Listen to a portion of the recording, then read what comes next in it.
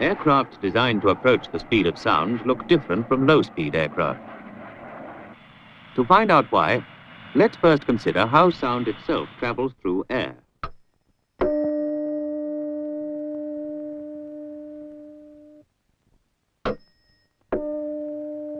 Slowing down the picture shows how the sound is produced.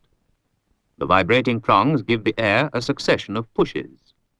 And like pressure waves along a spring, these sound waves travel on through the air.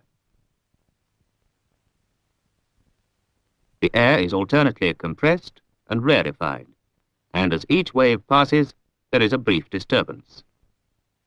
Sound waves are pressure waves. Like ripples on a pond, they spread out from their source in all directions at the same speed. All small disturbances in the air, whether audible or not, travel outwards at this same speed, the speed of sound. What is this speed? Here is a convenient source of sound at sea level. Let's measure the time it takes for the sound of the explosion to travel 1 mile, the distance between these two forts. The flash is coming now. 1, 2, 3, 4. The sound took just under 5 seconds to travel the mile. That is, at sea level, the speed of sound is about 760 miles per hour. The exact speed depends effectively on only one factor, the temperature of the air. The higher the temperature, the faster the sound travels. On a really hot day, it may reach over 800 miles per hour at sea level. But temperature falls with altitude until the stratosphere is reached at about 36,000 feet. Above this height, the temperature remains constant at approximately 60 degrees centigrade below zero. So the speed of sound is lower, only 660 miles per hour. What has the speed of sound to do with high-speed flying? To find out, let's consider first a single point, sending out small pressure waves continuously. Each wave travels outwards at the speed of sound. Now suppose the point itself is moving. If its speed is less than the speed of sound, the pressure waves still travel out ahead.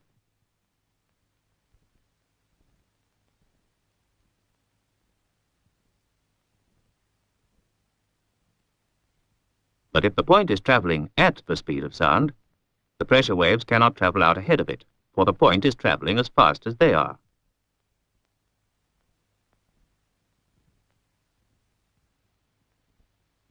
If the point travels faster than sound, that is, at supersonic speed, this happens.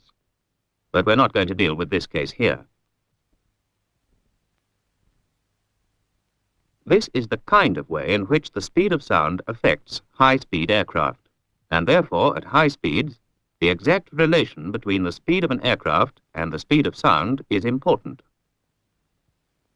But remember, the speed of sound varies with temperature and therefore with altitude. It's considerably lower in the stratosphere than at sea level.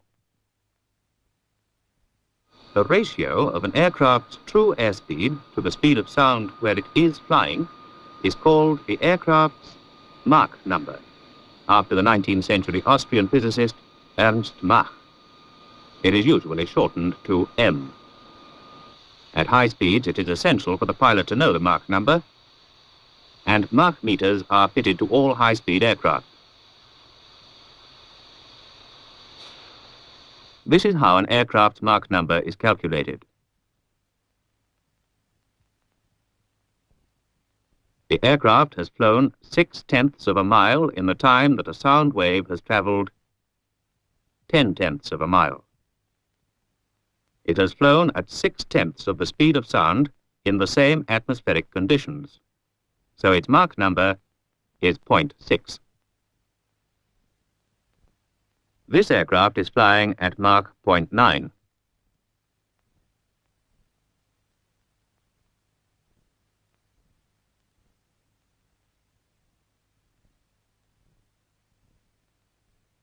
Aircraft flying at the same true airspeed but at different heights will have different Mach numbers.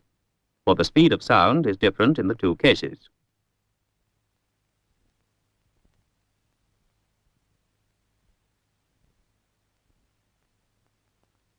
The Mach numbers at which an aircraft is intended to operate have a great influence on its design. An aircraft is much more complicated than the point source of pressure waves we saw earlier. So the behavior of the air is more complicated too. To find out about it, let us consider the airflow around a wing. This wing section is symmetrical like most modern wings. It is in a typical flying attitude. The air is slowed down at the nose to form what is called the stagnation region. It speeds up as it passes round the curvature of the wing. It slows down again towards the trailing edge. These changes of speed cause changes in the air pressure. The yellow regions show reduced and the green increased pressure. All these variations in pressure together produce lift and drag. Now each point on the wing acts like a point source. Here we're only showing a few such points. Each sends out pressure waves which travel at the speed of sound and reach the air ahead of the wing.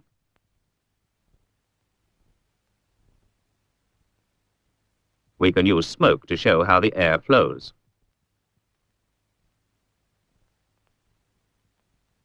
The influence of the pressure waves traveling ahead can be seen from the way the streamlines are deflected well ahead of the wing. Lowering a flap changes the entire flow pattern around the wing and affects the airflow ahead.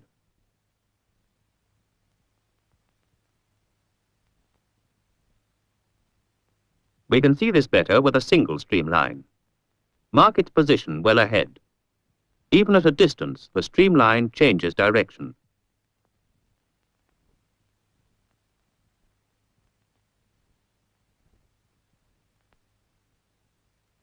The effect of the pressure waves on the air ahead is of great importance. It smooths the flow past an aircraft flying well below the speed of sound. But what happens when approaching the speed of sound?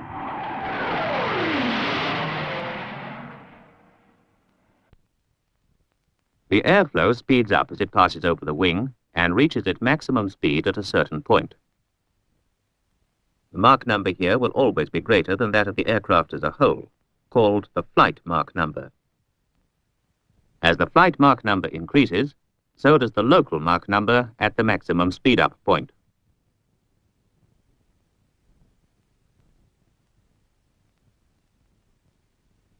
Eventually, though the aircraft as a whole is flying at less than the speed of sound, just at this point on the wing, the air is moving at the speed of sound.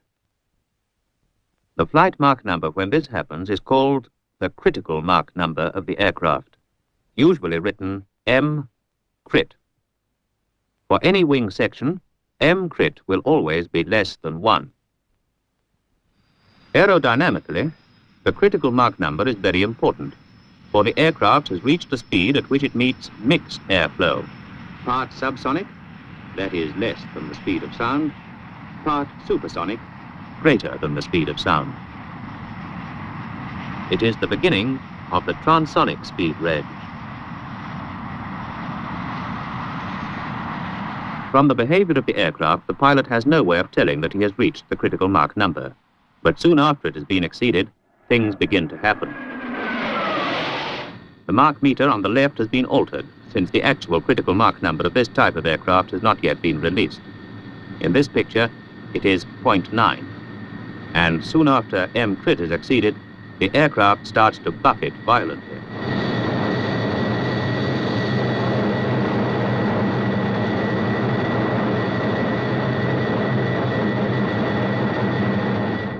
Aircraft vary greatly in their behavior above the critical Mach number.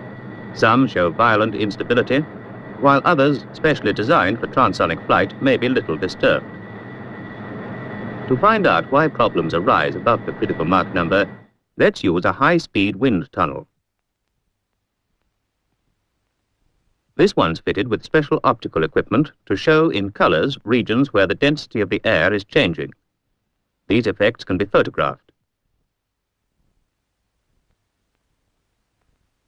Solid objects, like this nozzle, appear silhouetted against a colored background.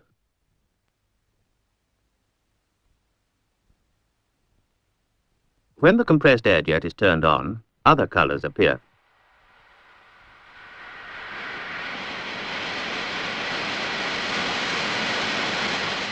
We have chosen red to show regions where density is increasing, and blue regions where it is decreasing.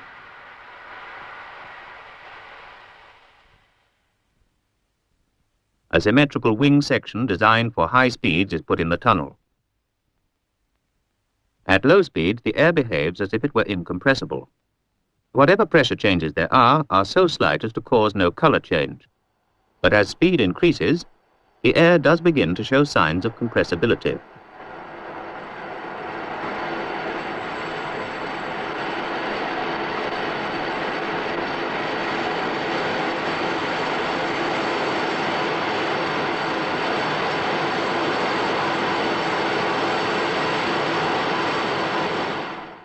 The colors show regions of increasing and decreasing density.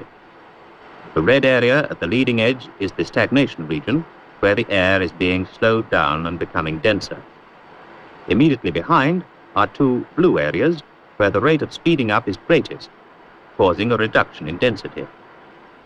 This diagram will remind us of what's happening. As the flight Mach number increases, the flow at the point of maximum speed up on the wing reaches Mach 1, the speed of sound. The wing has reached its critical Mach number. And when this is exceeded,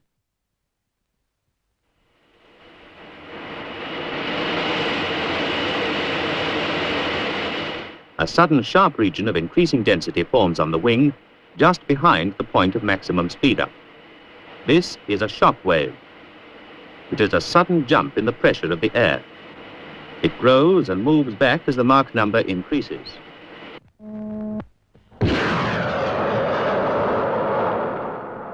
Shock waves can even be seen with the naked eye in certain atmospheric conditions. Watch them streaming back from the nose of this missile. There.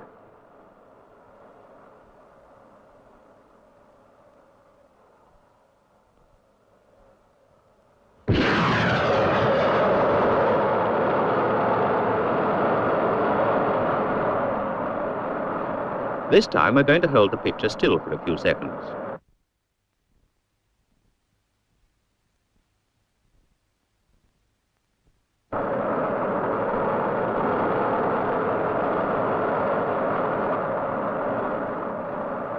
Let us see a shock wave form again in the wind tunnel.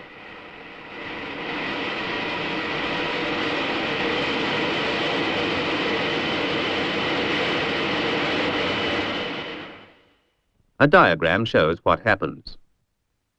At the critical Mach number, there is a point on the wing where m equals 1. At higher speeds, the point grows into an area in which the flow is supersonic, that is, where m is greater than 1.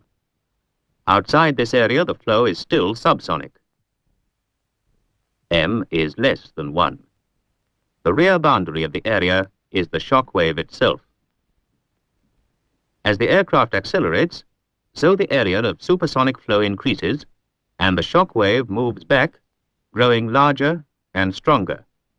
A shock wave at right angles to the airstream is the means by which the airflow suddenly decelerates from supersonic to subsonic speed. How are shock waves formed? On the rear part of the wing, every point, such as this one, sends out innumerable tiny pressure waves at the speed of sound. In the forward direction, these waves meet airflow in the opposite direction and make less and less progress until they reach a stage where they can't travel any further forward because the airflow itself is moving backwards supersonically. It's like trying to step off an escalator going the wrong way. The pressure waves constantly pile up here, and this is the shock wave. A shock wave is a very narrow region, about 1/10,000th of an inch thick. Across this region, the supersonic airflow is violently reduced to subsonic speed. Much of the air's energy of movement, or kinetic energy, is dissipated as heat. The temperature of the air rises suddenly as it passes through the shock wave. There is also a sudden rise in pressure.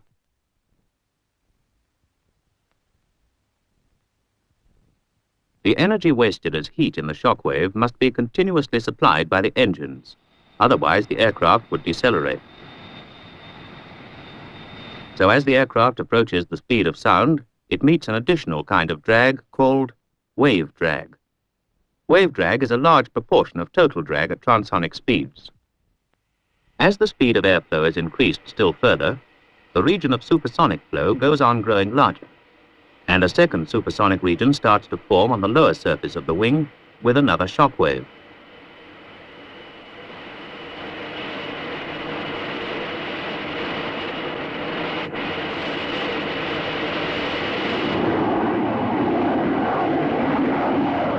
At speeds approaching the speed of sound, the most important result of the shock wave is to cause the airflow to separate from the wing's surface. This is called shock-induced separation. It produces a large turbulent wake which alters the pressure distribution, lift is reduced, and the turbulence creates drag.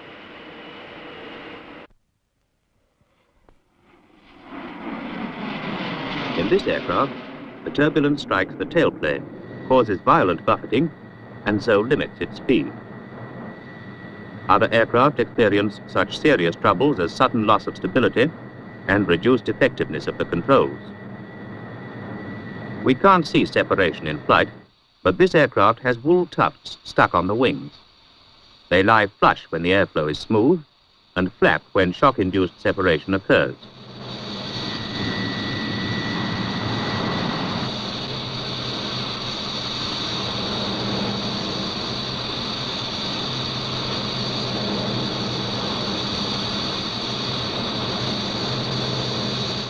But shock waves don't only appear on wings.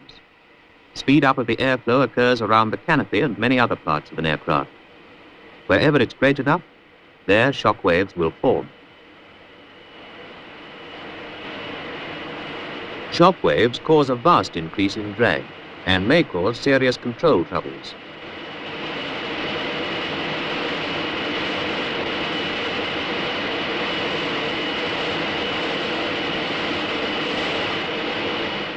One way of avoiding these troubles is to put them off to still higher speeds by raising the aircraft's critical Mach number. There are two chief design methods for doing this. The first is to use relatively thin wings.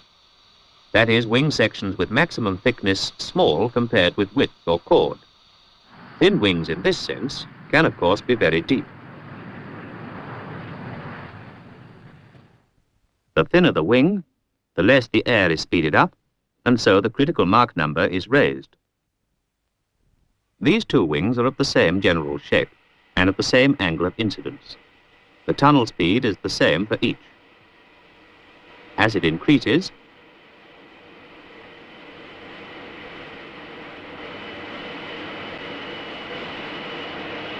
the shock wave forms on the thicker wing at a Mach number of 0.8, but not a sign yet on the thinner one.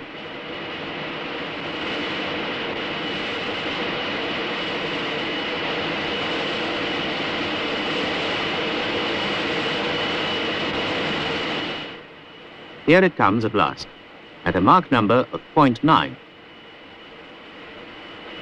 But wings can't be made too thin, or the landing speed would be too high. The other important way of raising the critical Mach number is by the use of sweep back.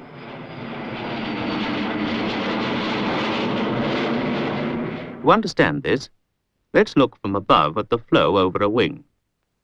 The contour of the wing section determines the amount the air is speeded up. Now sweep the wing back. We can represent the velocity of the airflow ahead of the wing by an arrow of a certain length. We can consider this velocity as made up of two smaller components, a yellow component at right angles to the leading edge, and a red component parallel to the leading edge. The red component can be considered to flow along the span and is not speeded up by the wing section. But the yellow component flows across the section and is speeded up by it. It is therefore only this component which affects the wing's critical Mach number. So the maximum speed reached over the swept wing will be less than it would be over a similar straight wing. In particular, if the flow over the straight wing has reached the speed of sound, at the same flight speed, the flow over the swept wing will still be subsonic. The swept wing has therefore a higher M crit.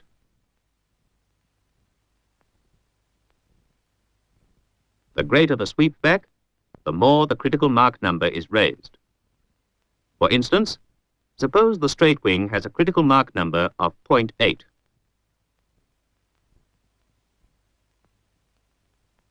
By sweeping the wing back to 35 degrees, the M crit is raised to 0.98. But this is only the theoretical result for an infinitely long wing. In practice, the critical Mach number would only be raised to about 0.9. Sweepback, like thin wings, brings its own problems at low speeds, such as tip stalling. So designers must compromise between high speed and low speed requirements, and aircraft designed to fly near the speed of sound use thin wings together with sweepback to obtain a high critical Mach number. Various arrangements have been adopted, all very different in appearance. If the swept wing is too thin to contain the engines, they can be mounted externally in pods.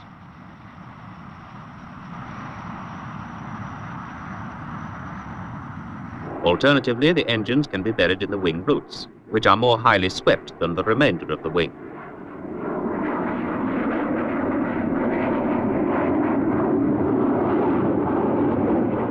A special kind of sweepback is the crescent wing. Here, the sweepback is reduced in stages to avoid tip stalling.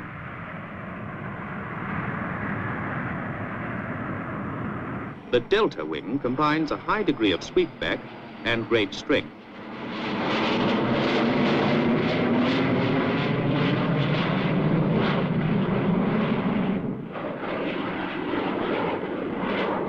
The Delta's large wing area makes it very maneuverable and gives it a good performance at high altitudes.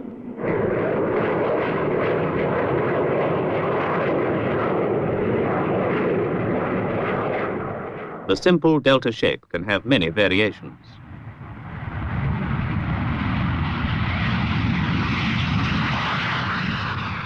Some Deltas have a tailplane to improve maneuverability at the expense of slight extra drag.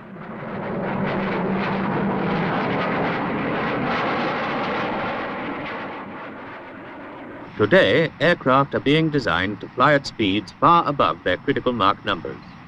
Problems of extra drag and loss of control caused by shock waves are being overcome. But for many years ahead, airliners will cruise below their critical Mach numbers. In this way, they will avoid shock waves altogether and attain long range and economy of operation. At the same time, designers will aim to make critical Mach numbers as high as possible, thus permitting passenger flight at speeds approaching the speed of sound.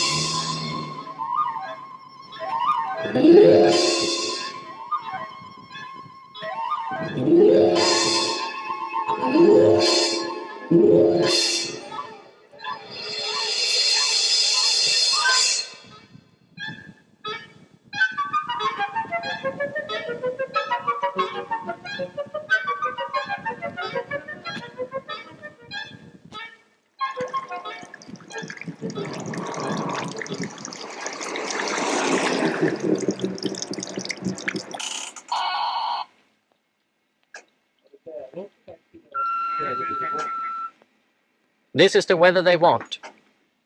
I will now brief you on how the test with the landing equipment will be made.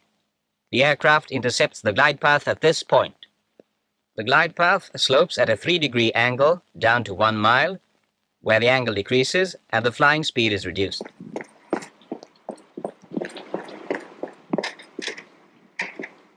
With the glide, The measuring equipment will be ready.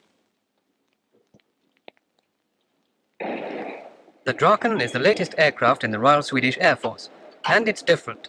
It can fly in all weather, in rain, fog, cloud, night and day. Draken is the modern definition and the modern answer to the problem all-weather fight. Saab has built the Draken, and the Air Force Test Center is now carrying out tactical test flying of this aircraft. there will be no other flying during this test flight. Briefing concluded.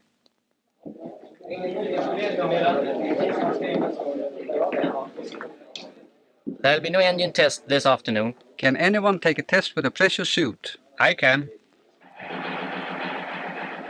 The pressure suit is a necessity to the fighter pilot. Without it, he cannot stand great altitude or acceleration. A modern aircraft makes great demands on a pilot's physical condition. The pilot must be equipped to meet these demands. The best flight surgeons are continually researching for ways and means to meet these great physical demands. The pilots are tested not once, but many times. Pressure, acceleration, and blood circulation tests to find the maximum physical limits, which must never be exceeded. Draken 1-3 is coming into land. Clear to land. Test center radio listening.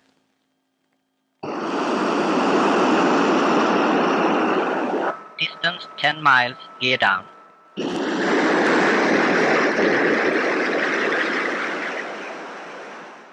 An all-weather fighter means flight operations in all weather. But to reach that performance, there must first be many difficult tests. Tests which must prove the ability of the Draken. A parachute, as everybody knows, is used to save lives, but it also helps technicians to reduce braking distances.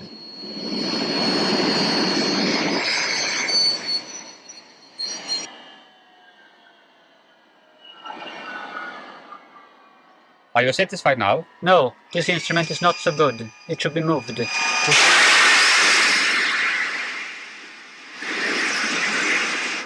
Test pilots do not only test maneuverability. The instruments are the aircraft's mechanical brain, and to save time, the test center uses other types, specifically the Lansen and the flying barrel. The Draken's instruments are installed in the Lansen for air tests.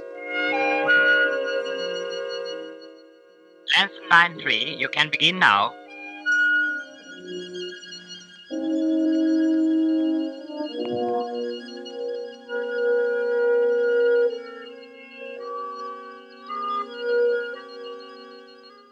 The radar is the Draken's eye.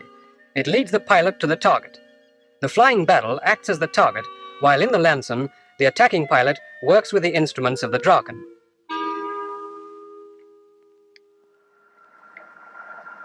Next phase, the Draken is nearing completion.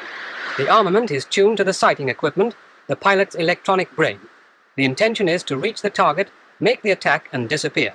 There is no room for mistakes. Contact. Good echo. The strobe's okay. Steady. Radar locking. Picture good.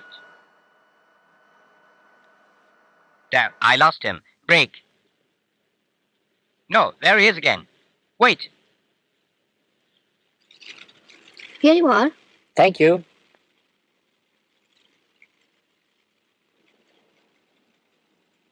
Here we have it. Yes, there it is. Here we have 20 seconds. I know what it is now. Now wait a second. Here it is. Let's have a look. We'd better ask Saab about that.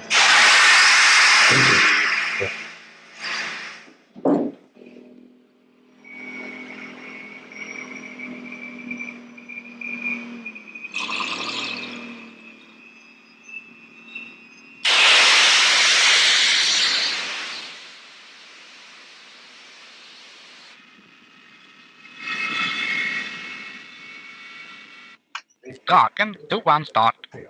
2-5.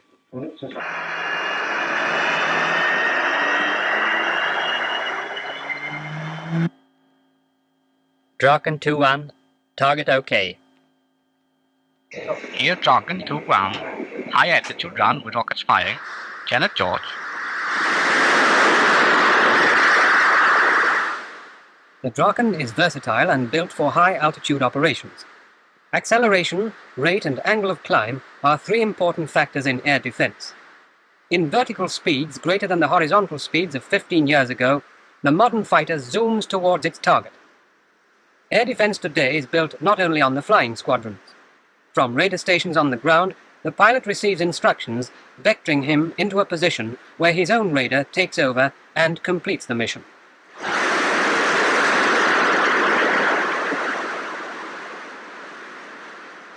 Radar control. Draken 2-1 course south. Draken 2-1. Seabird contact. Steer 160.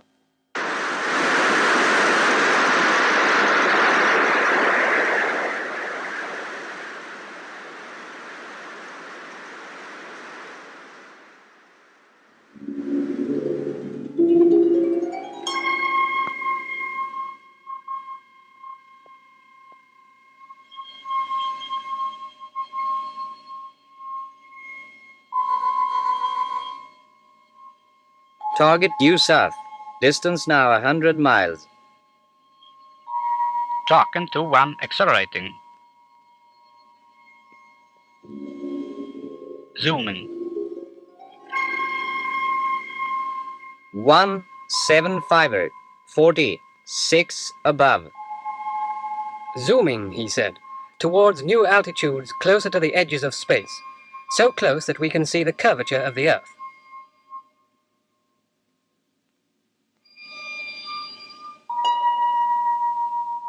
Contact.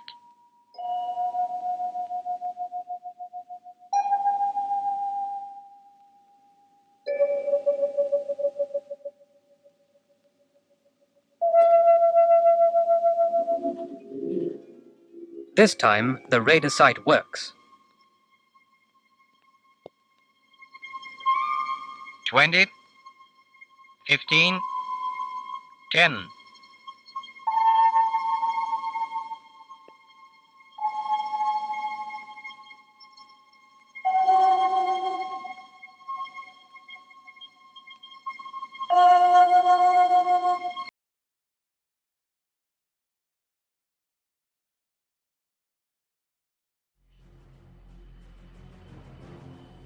For more than 30 years, it was a plane that captured the imagination of the entire world. From Africa to South America, from Asia to Europe, from London to New York City, the aircraft simply known as Concorde galvanized the globe. Its sleek aerodynamic structure and supersonic speed brought passengers to a whole new level in transportation. In Britain and France, the plane became a symbol of national pride. During the Cold War, where every technological breakthrough seemed to come from either America or the Soviet Union, the Concorde proved that Europe still mattered. And while this supersonic transport became synonymous with patriotism, it's also remembered as a plane that turned into an economic disaster. With skyrocketing development costs and a hefty price tag for admission, when it finally debuted, only the rich and powerful were able to fly the Concorde. And in an era of heightened environmental awareness, the aircraft was denied the most lucrative routes across the Atlantic Ocean. If not for the endless sums of government money, it may have never seen the light of day. In the end, the plane was a two-edged sword.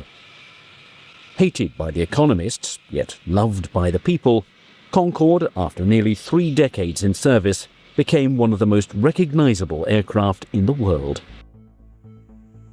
During a time when faster meant better, it soared over its competition, symbolizing the absolute best in European engineering and aerodynamics.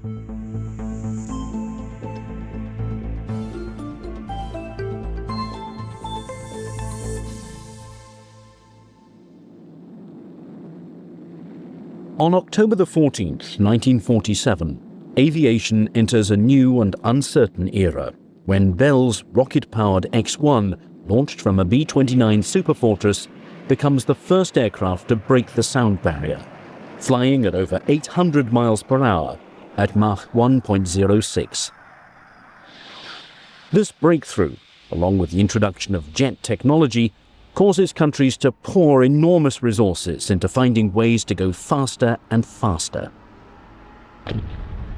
During the Cold War, with both America and the Soviet Union possessing the atomic bomb, the requirement that airplanes go supersonic is a must. This leads to a revolution in aeronautical design. Straight-winged aircraft, unable to achieve faster speeds, are replaced by swept-wing planes, most noticeably during the Korean conflict, as American F-86 Sabres battle Soviet Union MiG-15s.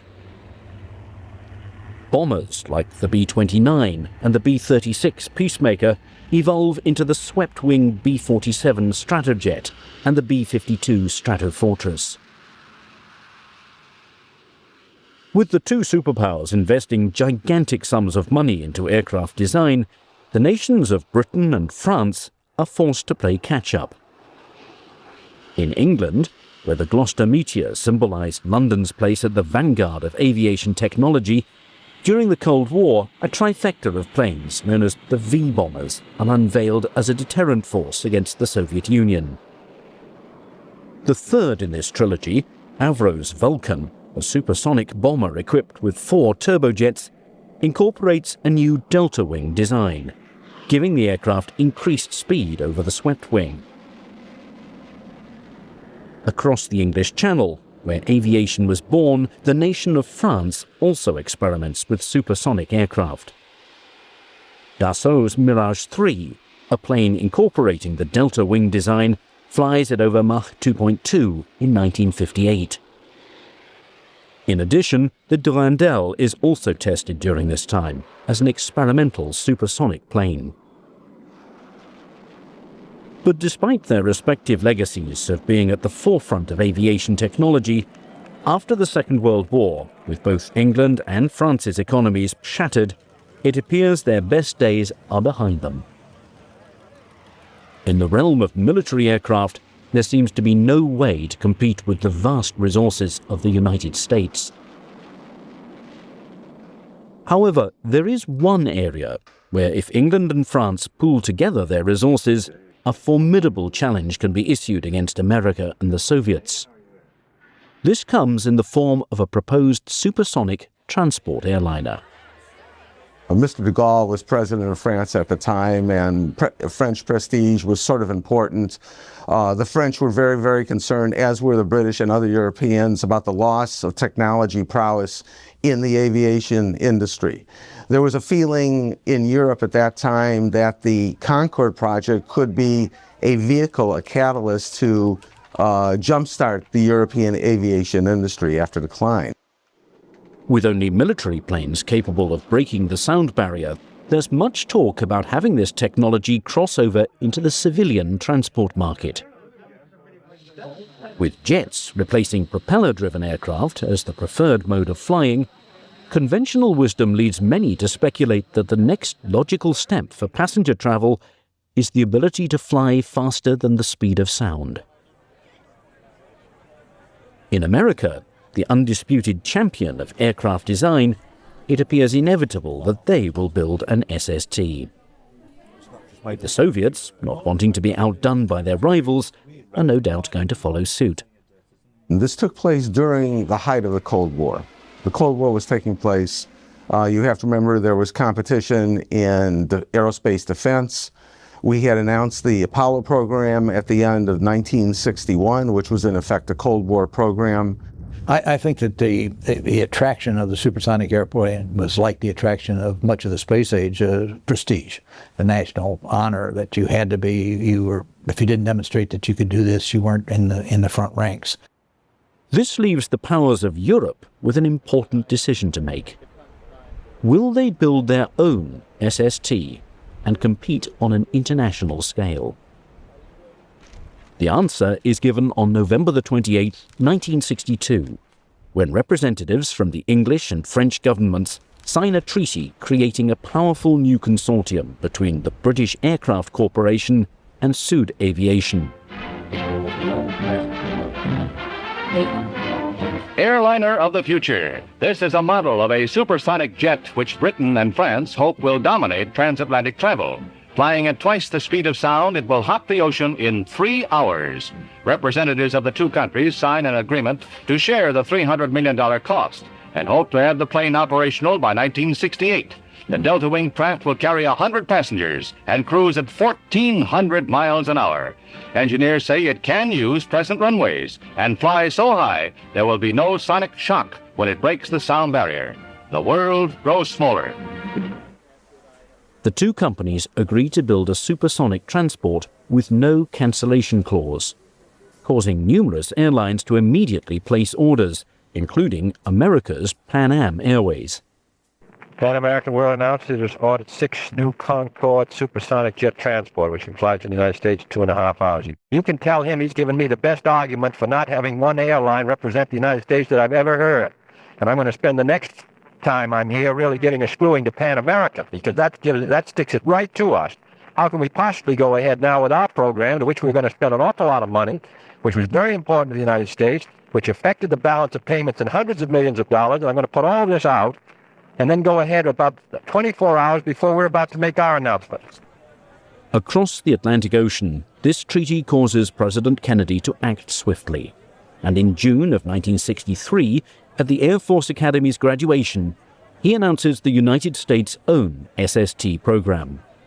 30,000 spectators packed the stadium at the Air Force Academy in Colorado Springs for ceremonies that will graduate cadets into officer ranks. They hear President Kennedy call for a partnership of government and business to develop a supersonic passenger plane to hold the U.S. lead in commercial aviation. They had been under some pressure to announce this project. Vice President Johnson formed a little committee to look at the SST in the spring of that year, and he recommended vigorously that we go ahead with an SST. The Anglo-French had announced the Concorde project in '62, and that also created pressure for Kennedy to do something. There was also some pressure from the aerospace industry people to respond to what was taking place both in Britain and France and also Russia, which had its own SST program. In the Soviet Union, work begins on their supersonic Tupolev Tu-144, with each plane now in a race to the finish line. Beginning in 1965, 2 prototypes are built, known as 001 in Toulouse and 002 in Bristol. Luckily for Britain, its aerospace industry has a huge jump on the competition, having built numerous experimental aircraft proving vital in the research and development of the Concorde. The Bristol 221, incorporating a variation of the Delta design known as the OG wing, is tested in order to determine the SST's range and payload. The TSR-2 bomber, an airplane cancelled due to the budget cuts of the 1950s, provides invaluable information about the Concorde's most daunting obstacle, its power plants. Using Bristol's Olympus engines, the TSR-2's testing sheds new light on the challenges supersonic planes face in the air. In the laboratories of the British Aircraft Corporation and Sud Aviation, rigorous examinations are carried out, investigating hundreds of materials and the effect heating has on them. Building the Concorde required new materials, and they had concerns about heating, which had never been a sustained problem. You had people that had encountered heating in certain instances in brief encounters with supersonic flight, but if you're going to cruise at supersonic flight, then you've got a totally different heat dissipation problem. For a period of 18 months straight, round-the-clock, 24-hour trials are conducted. At its peak, over 600 subcontractors are brought into work on the Concorde, employing over 200,000 people. Filton, Concorde 002 stands like a great bird in a massive cage at the British Aircraft Corporation's plant near Bristol. But never has there been such an expensive bird before, nor one that has been so reluctant to fly. When she's ready to fly, she'll fly. Nothing must be left to chance. Concorde is unlike any other aircraft. Everything about her is new. In the wind tunnels, the OG wing passes with flying colours.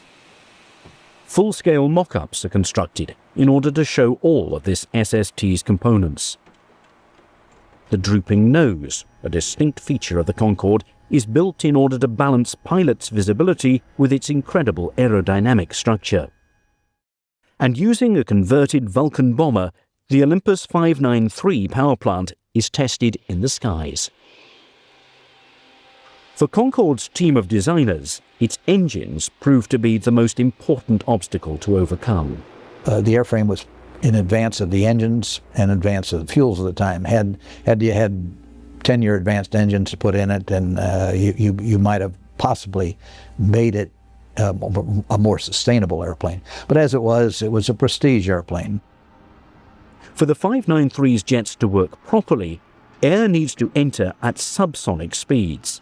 A huge roadblock, considering the Concorde is built to fly at twice the speed of sound.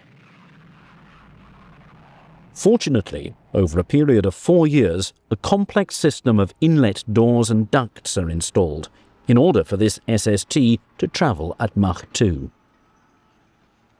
By April of 1966, the final assembly of 001 and 002 begins.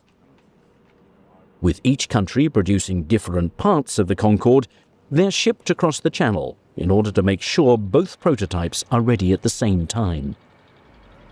Massive transport aircraft are used to ship some of the biggest pieces of this giant jigsaw puzzle. For the people of Toulouse and Bristol, seeing specially designed trailers hauling different parts of the plane are not uncommon during this time. And by December of 1967, Concorde 001 makes its first appearance in Toulouse. Its mesmerizing design stuns the entire world as aviation enters a new, high-speed age.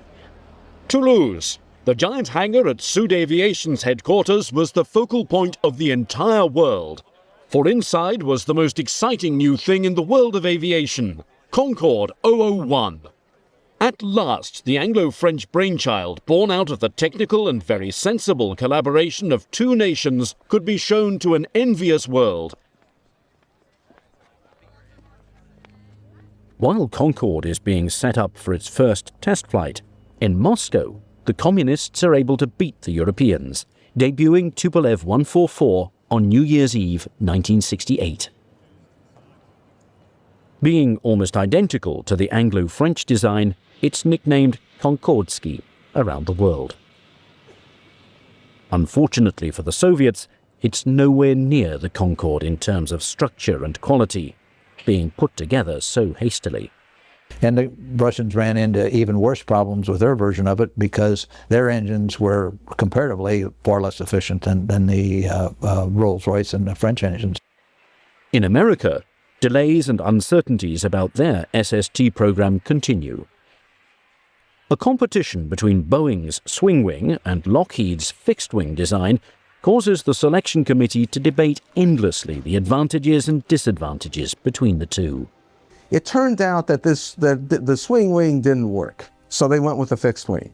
Then it turned out that this plane was going to be too heavy anyway, so they tried to lighten it. But it could never really, the only way it could pay for itself is it couldn't really carry that many people, but secondly, because it was so heavy, it would have to charge a premium on the ticket, and that made the economics go haywire. When the decision is finally made in the winter of 1966 to award the contract to Boeing, the Concorde already has a 2-year jump on its transatlantic competition. For the Europeans, a far more important threat to the aircraft's survival comes in the form of a jumbo jet. Boeing's 747, a subsonic airliner capable of flying passengers across the ocean far more cheaply than the Concorde, has those in Britain and France worried.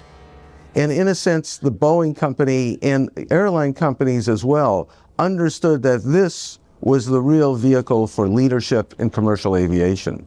the jumbo jet, the 747, efficient subsonic jets of a variety of kinds. These were the vehicles that were going to keep America, keep leadership in America in commercial aviation, not the American SST project. This fear is amplified when the British Overseas Aircraft Corporation decides to purchase the 747. Perhaps faster does not necessarily mean better. Despite these outside threats, as well as concerns about its growing costs, Concorde 001 is cleared for its first test flight in March of 1969. Toulouse! The great supersonic jetliner was going to fly. A year late, millions of pounds over the estimated cost, and still a very big question mark. But on this day, a lot of those question marks would be answered. For Concorde 001, this was the chance to prove she was the superbird everyone had hoped and worked for. Its maiden voyage is flawless, encountering no technical problems. For testing purposes, its undercarriage is kept down. In France, they can breathe a sigh of relief. 1 month later, across the Channel, 002 takes off, making another perfect flight. You had to have really the true professionals here. There's no point in the flight in which any kind of a crew error couldn't have caused a disaster. So it was a great leap forward. We didn't have the advanced electronics that we had later. And so for its day, it was really an advanced machine. Concorde 002 is clear takeoff, and good luck, gentlemen. For the next 2 years, a series of grueling tests are done, studying the impact that intense heat has on the nose and body of the aircraft. In the sky, Concorde proves easy to maneuver, as the two prototypes exceed both the speed of sound and Mach 2 during this time. Every detail is checked and double-checked, with nothing being left to chance. In America, with growing protests over the environmental impact of these planes, including the effects of the sonic boom, in 1971, the United States Senate votes to cut off all funding for Boeing's SST. Good evening. The Senate has voted 51 to 46 to cut off money for building the supersonic transport, as the House had done before. Unless private financing is forthcoming, the controversial airplane appears doomed. With this catastrophic decision, Concorde's most fierce competition is eliminated, clearing the way for it to dominate the global marketplace. In Britain, the plane becomes a symbol of pride. It was a proud sight. This was the day when the traditional and the modern were brought together.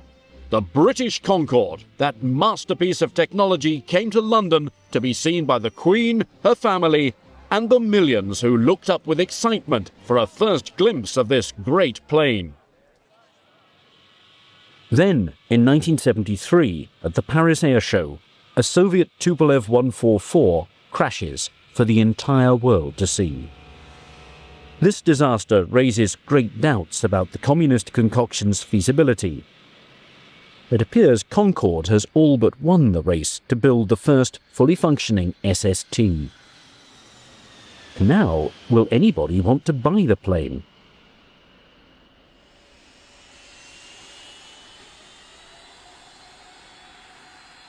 After nearly a decade in development, the Anglo-French Concorde flies to the African nation of Senegal to begin its worldwide promotional tour. The ultimate goal of this exercise is to convince the world's airlines that speed means business. And with the right dose of public relations, executives will be convinced to buy these planes. From a marketing standpoint, the tour is an outstanding success. For years, people across the globe hear stories about this new high-speed plane that takes passengers to their destination in half the time. Its unorthodox aerodynamic design brings in crowds from Rio de Janeiro to Beijing, from Tehran to Sydney, from Fairbanks, Alaska to Mexico City. And with America cancelling their SST program in 1971 and the Soviet Tu-144 in shambles, the Anglo-French Concorde is destined to dominate the marketplace. Unfortunately, with the 1970s being defined by an oil crisis and economic unrest, the enthusiasm for a supersonic transport is a far cry from the previous decade, when anything seemed possible. The question now is, can this aircraft defy the odds by flying passengers around the globe in record time while remaining economically viable? This becomes the Concorde's greatest challenge. Across the globe, Concorde is ready to galvanize the people. Wherever it flies, the crowds are huge, anxious to see the plane they've heard about for years. During the year 1972, this SST tours Iran, India, China, Japan, and Australia, with each country's airlines showing interest in the aircraft. Kings and queens, prime ministers and presidents, rich and poor, all want to take a tour inside this remarkable supersonic jet. Unfortunately, during the 1970s, with each Concorde costing a record $31 million per plane, only the very wealthy are able to board this aircraft. Ironically, its biggest supporters are the masses, who could never afford to fly supersonic. As a result, although there's a fascination with the Concorde, the big airlines are hesitant to pull out their checkbooks. The Chinese and the Iranians flirt with the idea of buying them, but are unwilling to sign on the dotted line. In the United States, where the most lucrative destinations are to be had, President Richard Nixon tours the aircraft. His country's decision to cancel their own SST is the result of a growing environmental movement, warning Americans about the ecological disasters these planes will have on their neighborhoods and communities. A big drawback is the sonic boom. When a plane exceeds the speed of sound, a large noise capable of breaking windows and glass erupts. When scientists study the effects of this boom in Oklahoma City during the year 1964, they conclude this noise will cause a public revolt. It turns out that the sonic boom, in fact, bothered lots of people. And this was clear very early on when they started to do research on the sonic boom in Oklahoma City. And a report came out in 1964 which showed that a huge majority of the people, quote, could not live with a sonic boom, unquote. And the people who live with it are becoming more aroused, becoming more sensitive to this form of pollution as they are to so many others. The nation's priorities are changing rapidly, and the FAA may find that the general public has a different timetable in mind for the reduction of noise pollution. David Culhane, CBS News, New York. It's such a hot-button issue that the United States government places a ban on all SSTs traveling coast to coast. With this decision, Concorde is limited to only the east and west coasts in America as destinations. As a result of this policy, no American airline wants to touch the plane. Once that killed the New York to LA route, the Miami to Seattle routes, the Boston to San Francisco routes, the Washington to LA routes. Once it killed those routes, it killed about a third of the market for the whole aircraft. And therefore you didn't have as much chance to recover your cost. People in the United States reacted to the sound barrier as a means of going against the idea of an American supersonic transport, and it of course affected the issue of the Concorde flying in the United States. But I don't think it was a defining decision.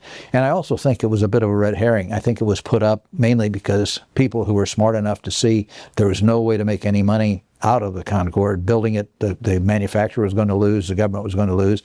I think it was perhaps overinflated just so that we wouldn't do it and we wouldn't have an American contender. As environmental groups gain strength, pickets and protests against the SST's sonic boom, against its unhealthy fuel consumption, and against noise pollution in general take place. Rumours begin that any passenger who boards the plane will become violently ill. This bad publicity sours the Concorde's reputation.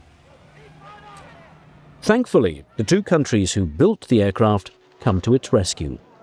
When British Airways and Air France order 9 planes for service, they save the entire project from economic collapse.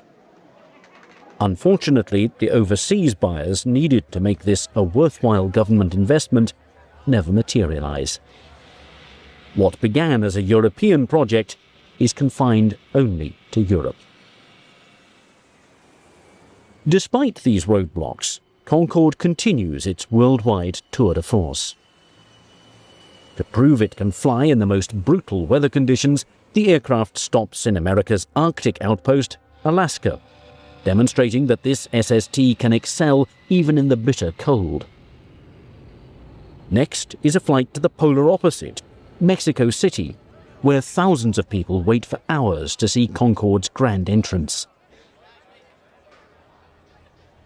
With orders placed, the employees of BAC and Aerospatiale begin building more SSTs, improving the quality from the original prototypes.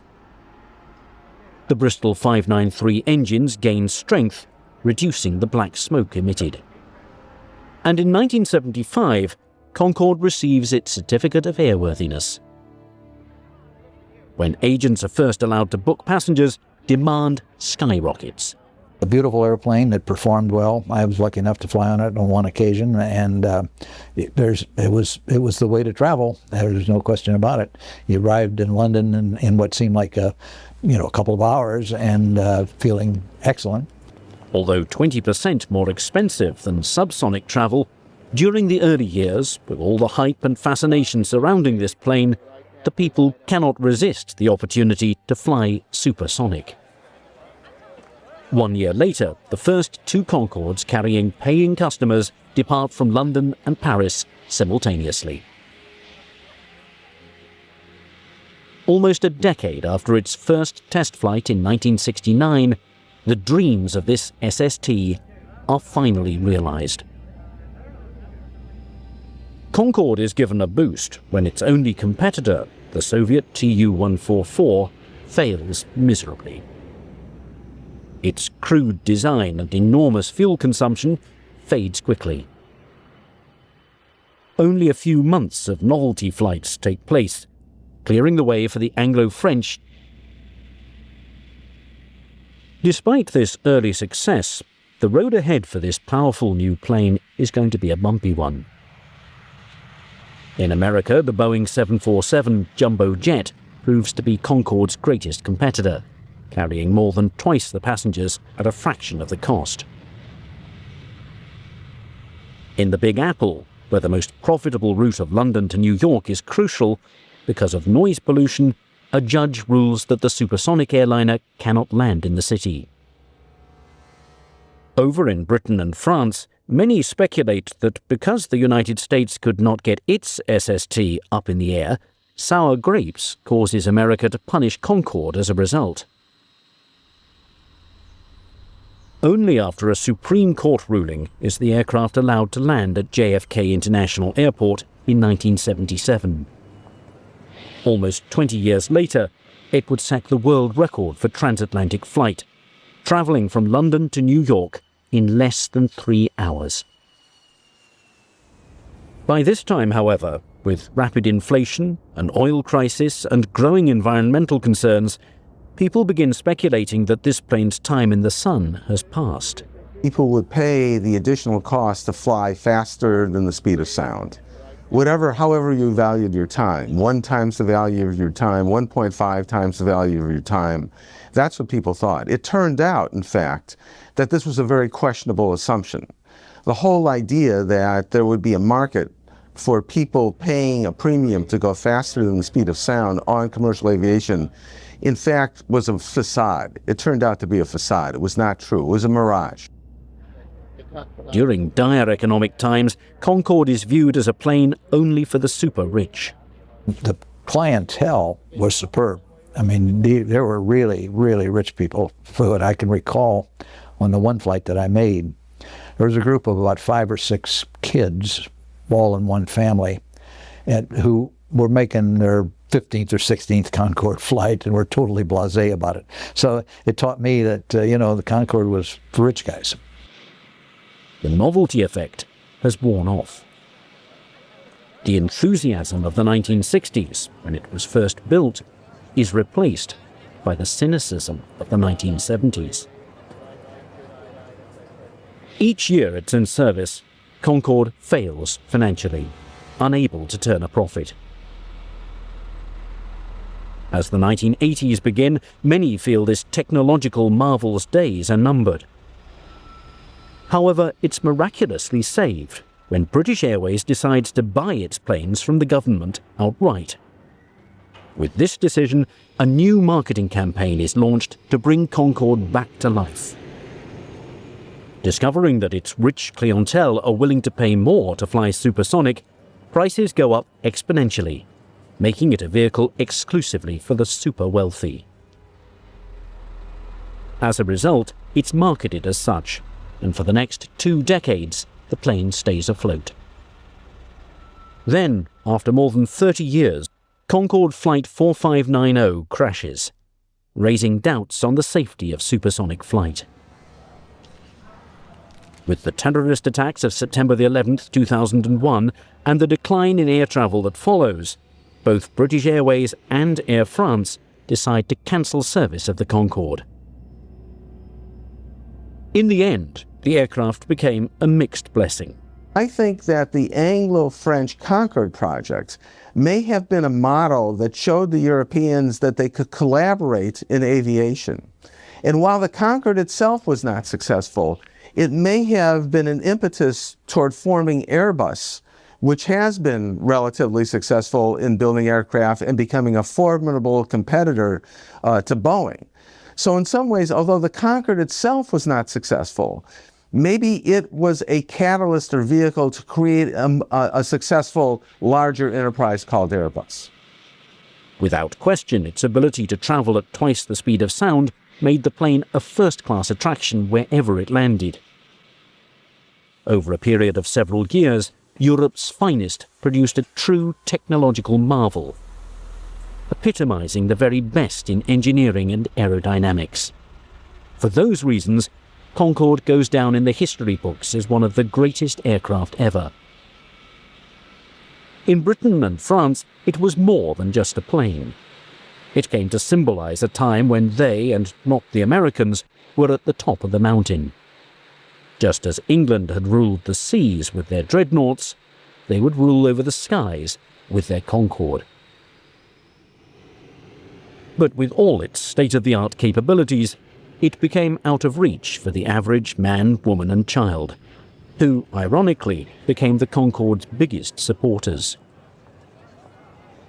With the dim realities of the 1970s, the plane's biggest obstacles were not in its jet engines, nor in its payload, but with a skeptical public, who grew cynical at the idea of government and big business teaming up to produce a plane that only the privileged and powerful could fly on.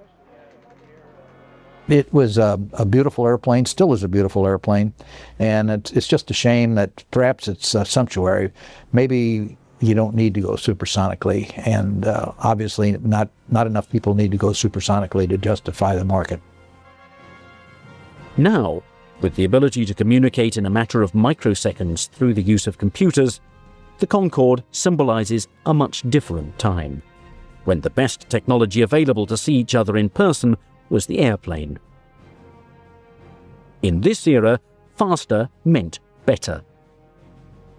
And in getting people to their destination, no aircraft has been able to surpass the speed of the Concorde.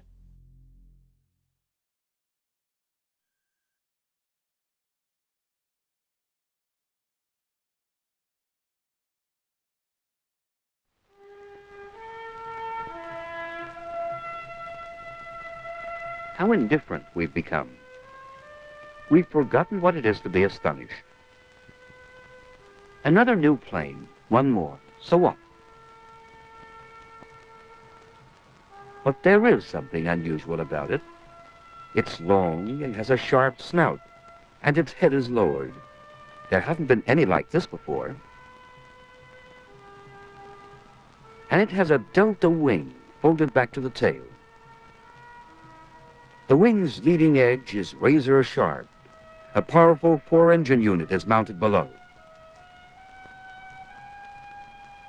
And there's another singularity. It has no stabilizer.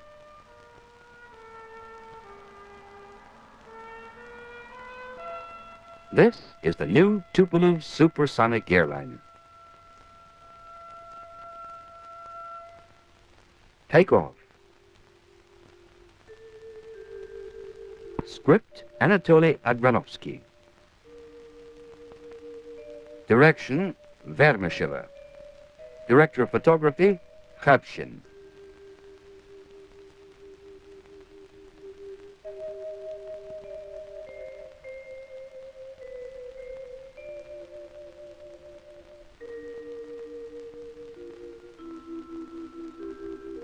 A Central Documentary Film Studios production.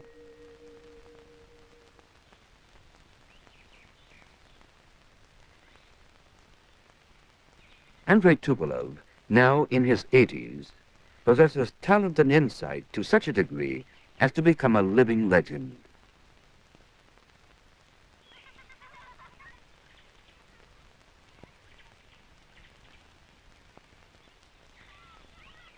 This film is about the Tu-144, his latest model in a long life wholly dedicated to aircraft engineering.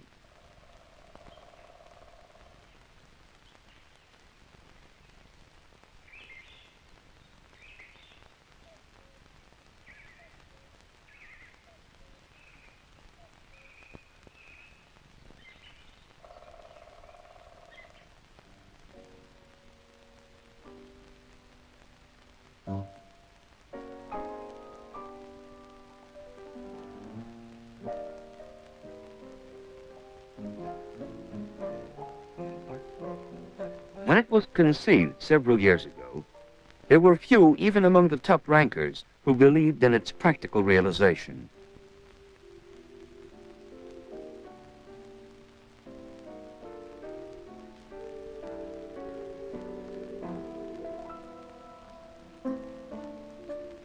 They would often get together like this and calculate, design, ponder, and discuss indefinitely.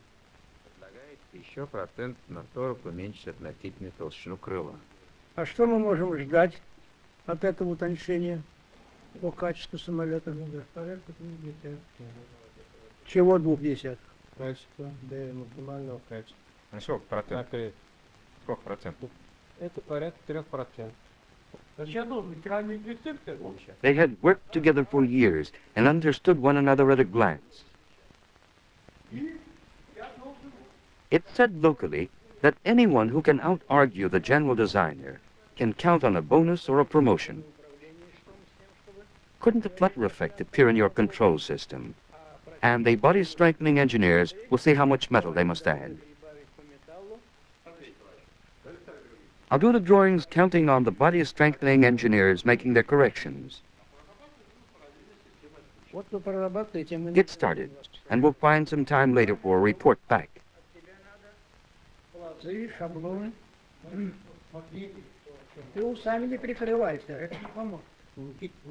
That will help us arrive at the overall final form. We discussed that question 2 days ago. It's clear now. You finished turning over the finals to Ilyushin so he can speed up his part of the job. Окончательные материалы для того, чтобы он мог быстро исправить свои работы.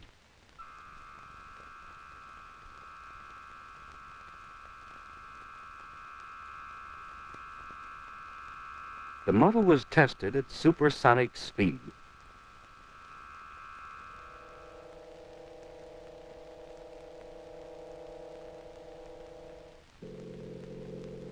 And here the character of the streamlining was studied.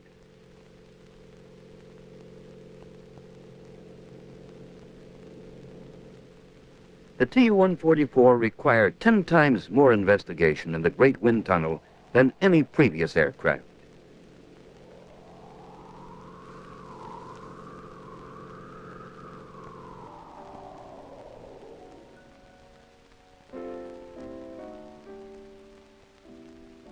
This is father and son.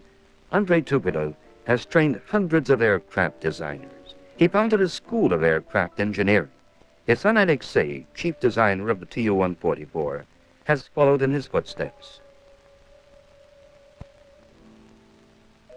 A tailless design was chosen. What would it look like in reality?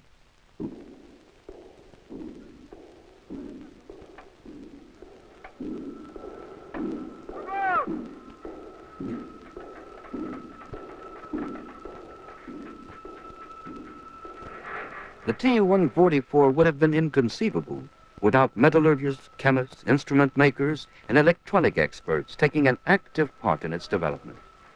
New alloys and new kinds of rolled metal were needed. The electronic equipment accounts for half the plane's cost. Some 10,000 parts are made of plastics, so the building of this plane was a common achievement of Soviet science and technology.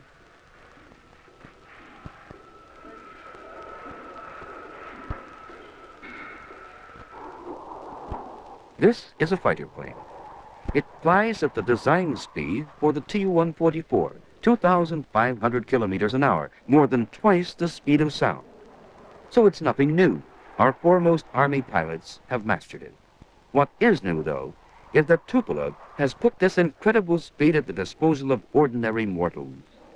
However, not only the speed, altitude, and distance barriers have been surmounted, but the reliability barrier, too.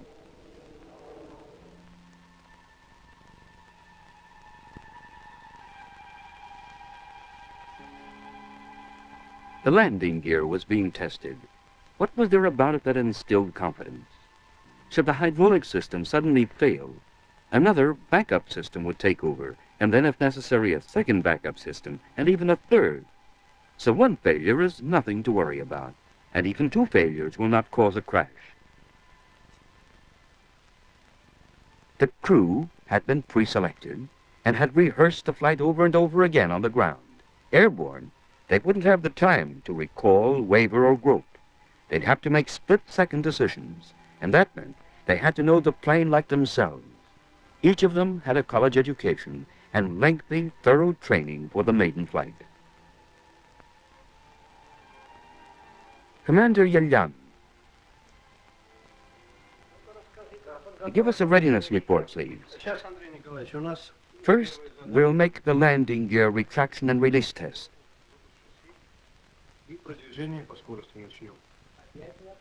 I wanted to hear what you have to say about takeoff. We considered Alexei's remarks about reducing the ground run. The shorter the takeoff, the quicker we'll be airborne.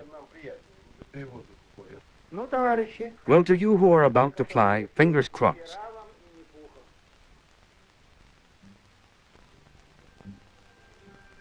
The maiden flight took place on December the 31st, 1968. Everything had long been in readiness. They'd been waiting for clear skies, but the weather continued foul, and nerves were wearing thin from the strain. Finally, however, the very last day of the year dawned clear. The mercury fell, and visibility rose.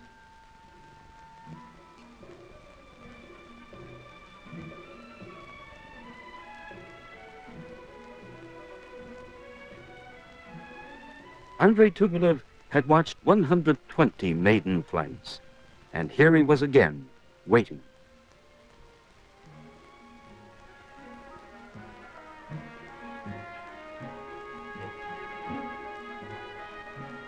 Meet Flight Commander Edward Yelyan, Engineer Yuri Zalivestov, Leading Test Engineer Vladimir Benderov, and Second Pilot Mikhail Kozlov.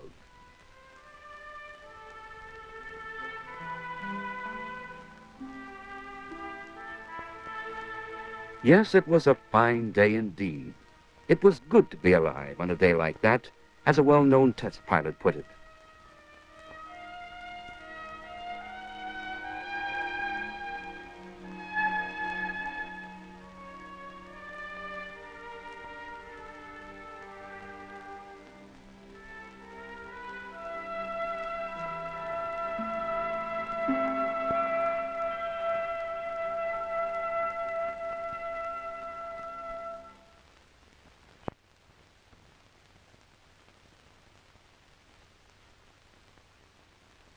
This is Dolphin 1 ready to take off. Permission granted. Got you.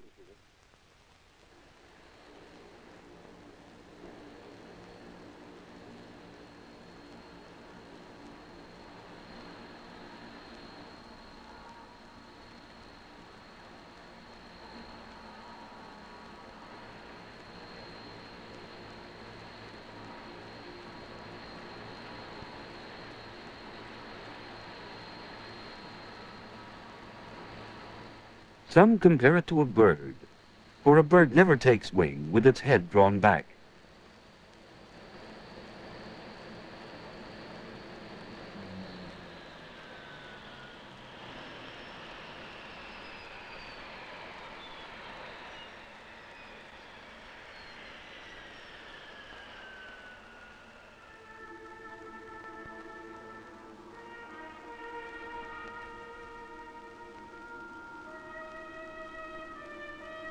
The plane took off and gained altitude. There was nothing left for us to do but watch and wait. Nothing depended any longer even upon the general designer.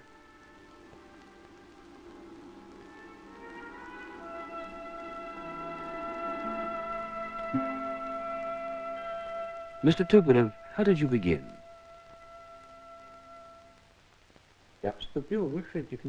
I matriculated at Moscow's higher technical school because I had a bent for engineering.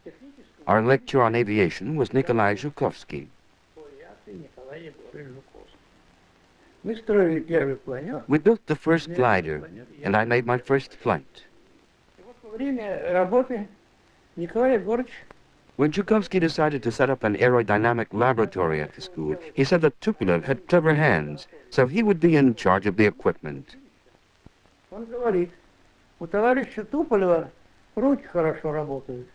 Вот мы только его и назначили заведующим оборудованием лаборатории по авиации. А нужно сказать, что никакого... Actually, there wasn't any laboratory at all, simply a big hall the school allotted us. And that's how it all began.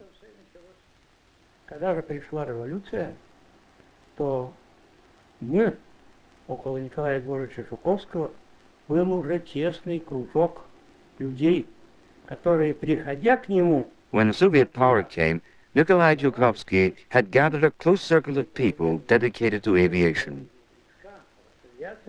На всю жизнь. И мы хотели всей группой вместе... We all wanted to help our Soviet country. Нашей уже советской России. Tupolev has advanced through nearly every stage of aviation. He even recalls planes of plywood. He built the first all-metal aircraft. This is one of them, the ANT-3. ANT are his initials. And another, the Maxim Gorky, at that time the world's biggest.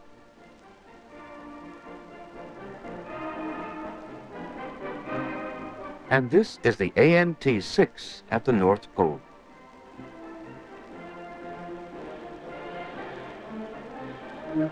The famous ANT-25's non-stop flights won world acclaim. It took Chkalov 63 hours to fly non-stop from Moscow to the United States.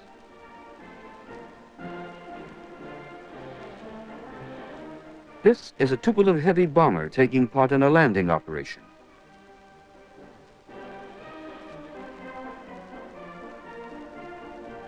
The war over, the Dean of Soviet aircraft designers again produced projects which could be classed among the boldest.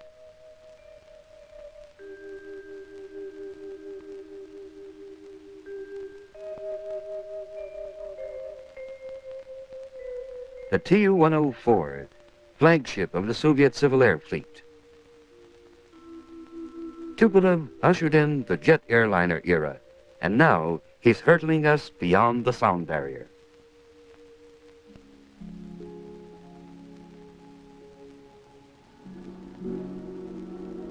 The flight continued. Now the plane raised its head. For supersonic flight, it needed a long, pointed nose. So far, so good. Everything was proceeding normally. I've stopped climbing. Everything on board is tip-top. the craft handles with astonishing ease. Now I'm banking for the first time. The ground is visible. We've finished the maneuver.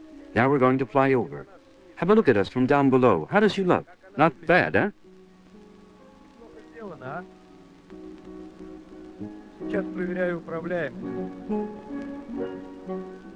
Leo Tolstoy once wrote a story told to him by an aeronaut. The first minute I was terrified. My blood turned to ice. But then all of a sudden I felt such a joyous uplift that I forgot all about being afraid.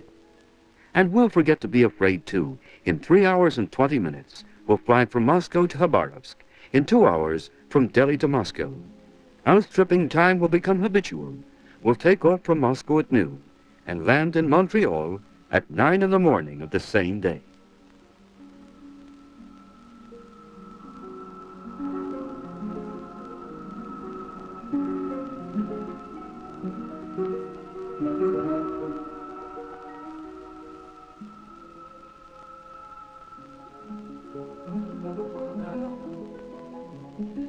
We enter the plane, walk down the nylon carpeted aisle, and settle in a soft armchair. Smiling air hostesses will come forward to greet us, and in all probability, no one will remember anything about those who booked this airliner for us.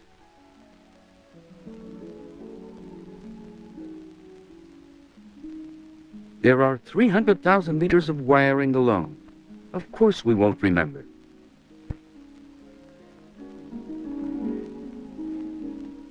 It's enough for us that there is no noise, no vibration, no pressure drops. That at a 20-kilometer altitude, there are no thunderstorms or clouds, and that fares remain the same. Meanwhile, the flight continued. The airliner embodies all that is best in world science today. There is a computer center on board. If the flyers overlook something, the clever machine will remind them. Besides a sign flashing on, they will hear a voice saying, "Switch over the radio beacon," or "Release the landing gear."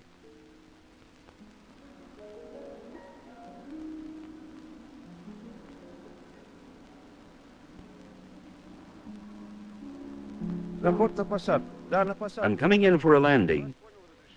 Now the aircraft had lowered its head, for the flyers need a good all-round view for landing. This was not simply another new aircraft heading home. It was a new history-making stage in world aviation.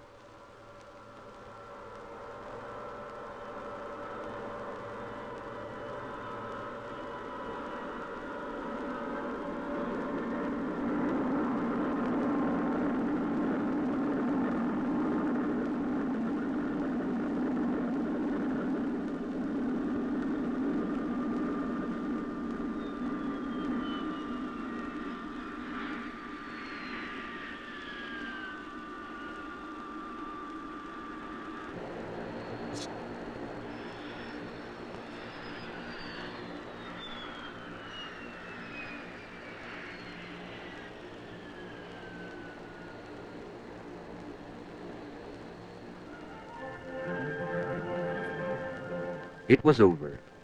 The flight had taken 38 minutes. In that time, the plane could have flown from Moscow to Simferopol.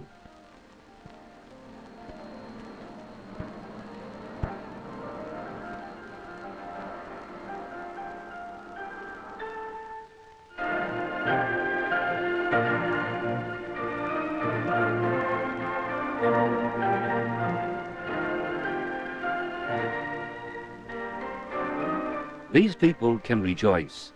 Our Tu-144 was the world's first aircraft of its kind to take off.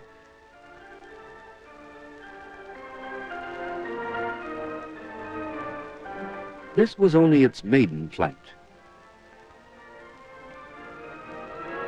Tests and trials will continue.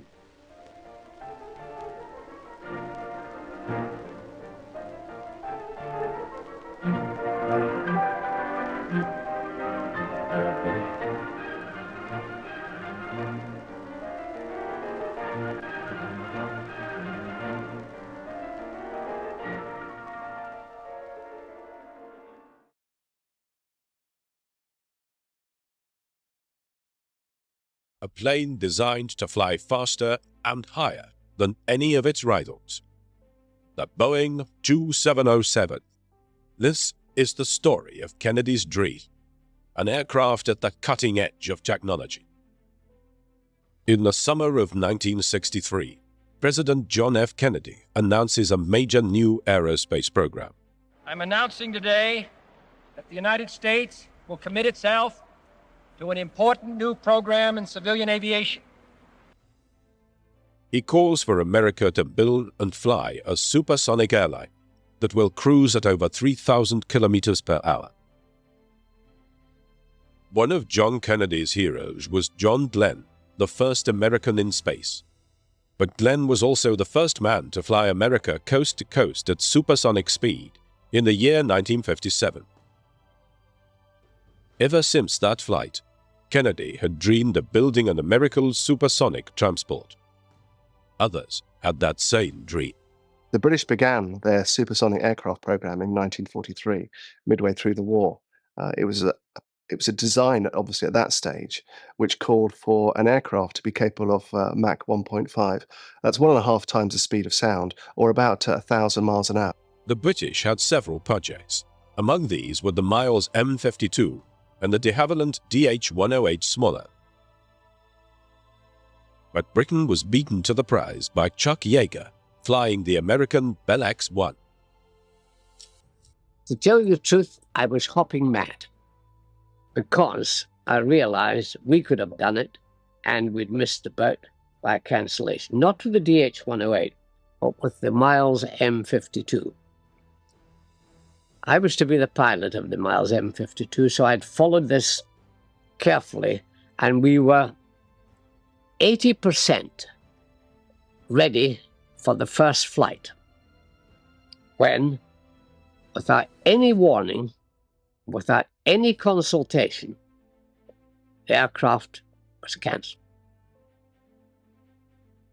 On October the 14th, 1947, the rocket-powered Bell X-1 became the first aircraft to fly faster than sound. The British were really upset that the Americans had been first through the sound barrier, because British technology was ahead of the Americans. The British just fluffed it, lacked the guts to do it.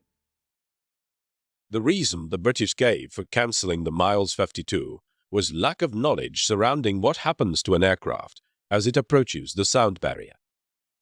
When an aircraft approaches the speed of sound, several things happen. The most disturbing of which for the occupants of the aircraft is the aircraft begins to shake and rumble, depending on how rapidly or how slowly you approach the speed of sound. But in aerodynamic terms, a wave builds up, an area of compressibility builds up, a shock wave. And what that does is that causes increased drag and increased heating on the aircraft, such that as you approach the speed of sound, as the shock wave passes over the flying surfaces, what that does, it causes the wings to lose lift both above and below the wing. And that has a downward effect on the aircraft. So the aircraft will start to dive if you don't do anything else about it.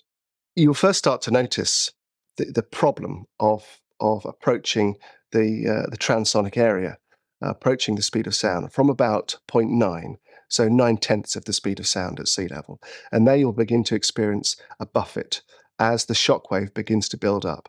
And as you approach the speed of sound, the closer you get to the speed of sound, the greater that buffet will be, until that moment when you pop through the other side and that shock wave is then traveling behind the aircraft, you then punch through into an area of far more stable air, an area of almost quietness, if you like. By the mid-1950s, military aircraft were routinely flying beyond the sound barrier, but they did so only for short periods. Sustained supersonic flight was a much bigger problem than just punching a hole in the sound barrier. Supersonic flight for passengers is actually very different from supersonic flight in the military context. If you're going to fly passengers at supersonic speed, you have to fly them for a long, long time at high speed, whereas military operations tend to be a quick dash. Only one country decided to tackle the challenge. Defeated in the race through the sound barrier, the British now embarked on the design and development of a supersonic airliner. It was to signal the start of a race that would transform the world of aviation.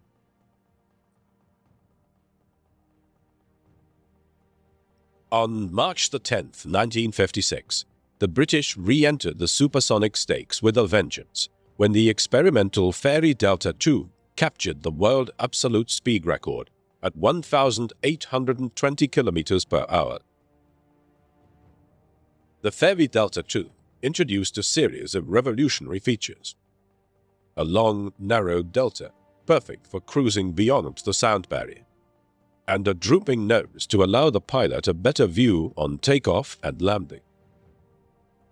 Inspired by the success of the Fairy Delta, the British established a committee to coordinate the development of a supersonic airliner. The most interesting aspect of the Fairy Delta II that we see on today's Concorde was the drooping nose. Now, what that is it's simply, as you see in Concorde, a nose that kinks. One of the problems with the Delta-winged aircraft, and an aircraft that is designed for going supersonic speeds, is that in order to fly very fast, obviously you need something that is as aerodynamic as possible.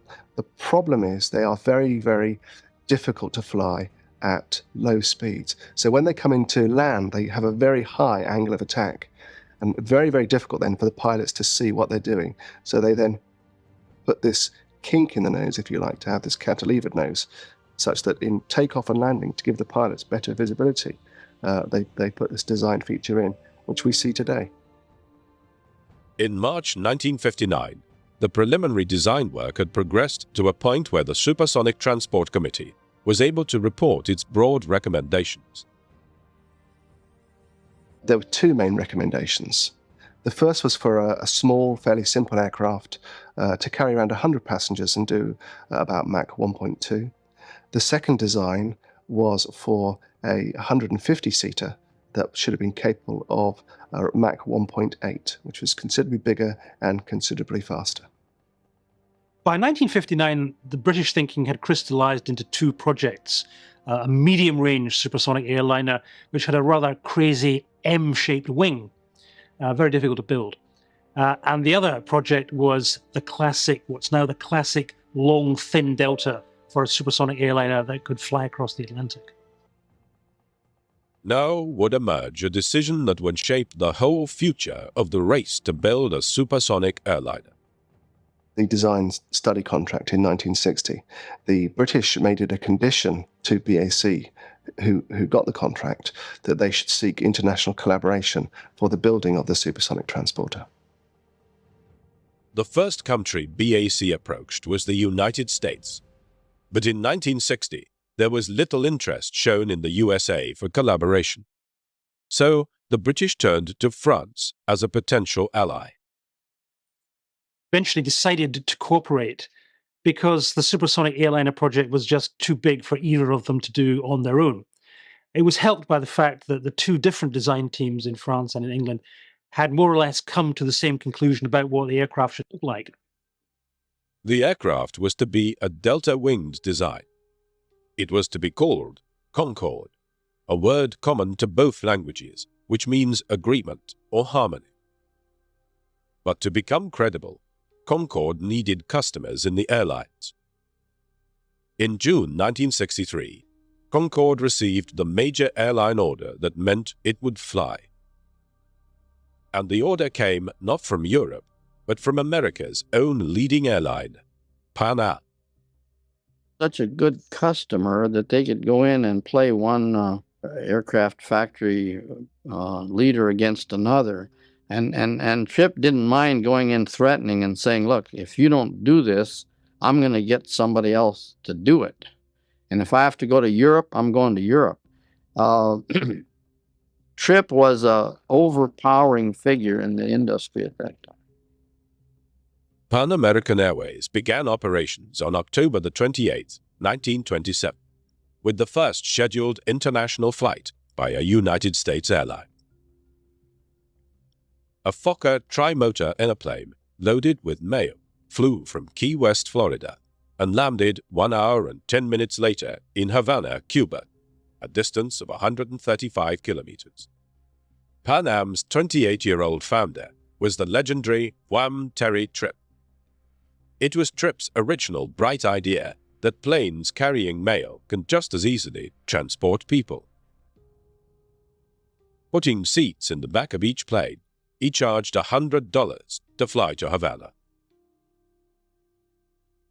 Tripp was determined that Pan Am would always be the #1 U.S. airline. In the post-war world, in the 1960s, Pan American Airlines was one of the big names. Most American airlines tended to fly inside America, but Pan Am had built his reputation on flying all around the world. And they did that by always buying the latest and best aircraft.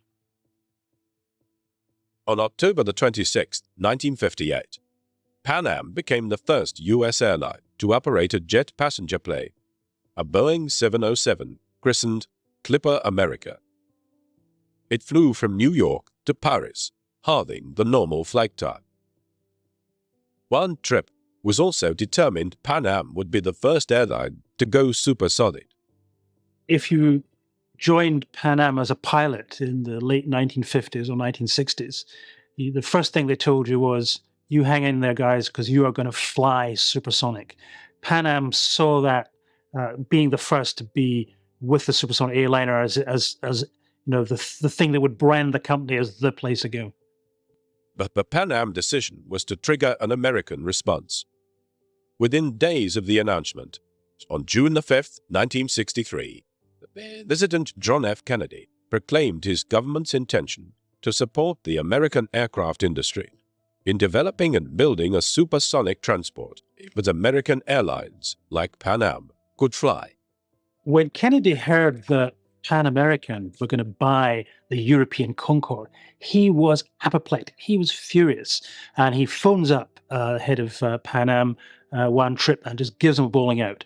And Tripp says, well, you know, the alternative is you give me an American supersonic airliner. So from that moment on, Kennedy decides he is going to get a hold of the American aircraft companies and he's going to make them build a supersonic airliner faster and higher in performance than the European rival.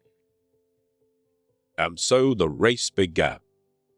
The immediate result of Kennedy's intervention in the race to build a supersonic transporter was the appropriation of $100 million worth of funding from Congress, which in 1963 was a serious amount of money. Concorde now had an American rival. The question then became, who was going to build it? One obvious candidate was Douglas, the major builder of civil airliners, from the fabled DC-3 to the jet DC-8. But Douglas was too strapped for cash to compete.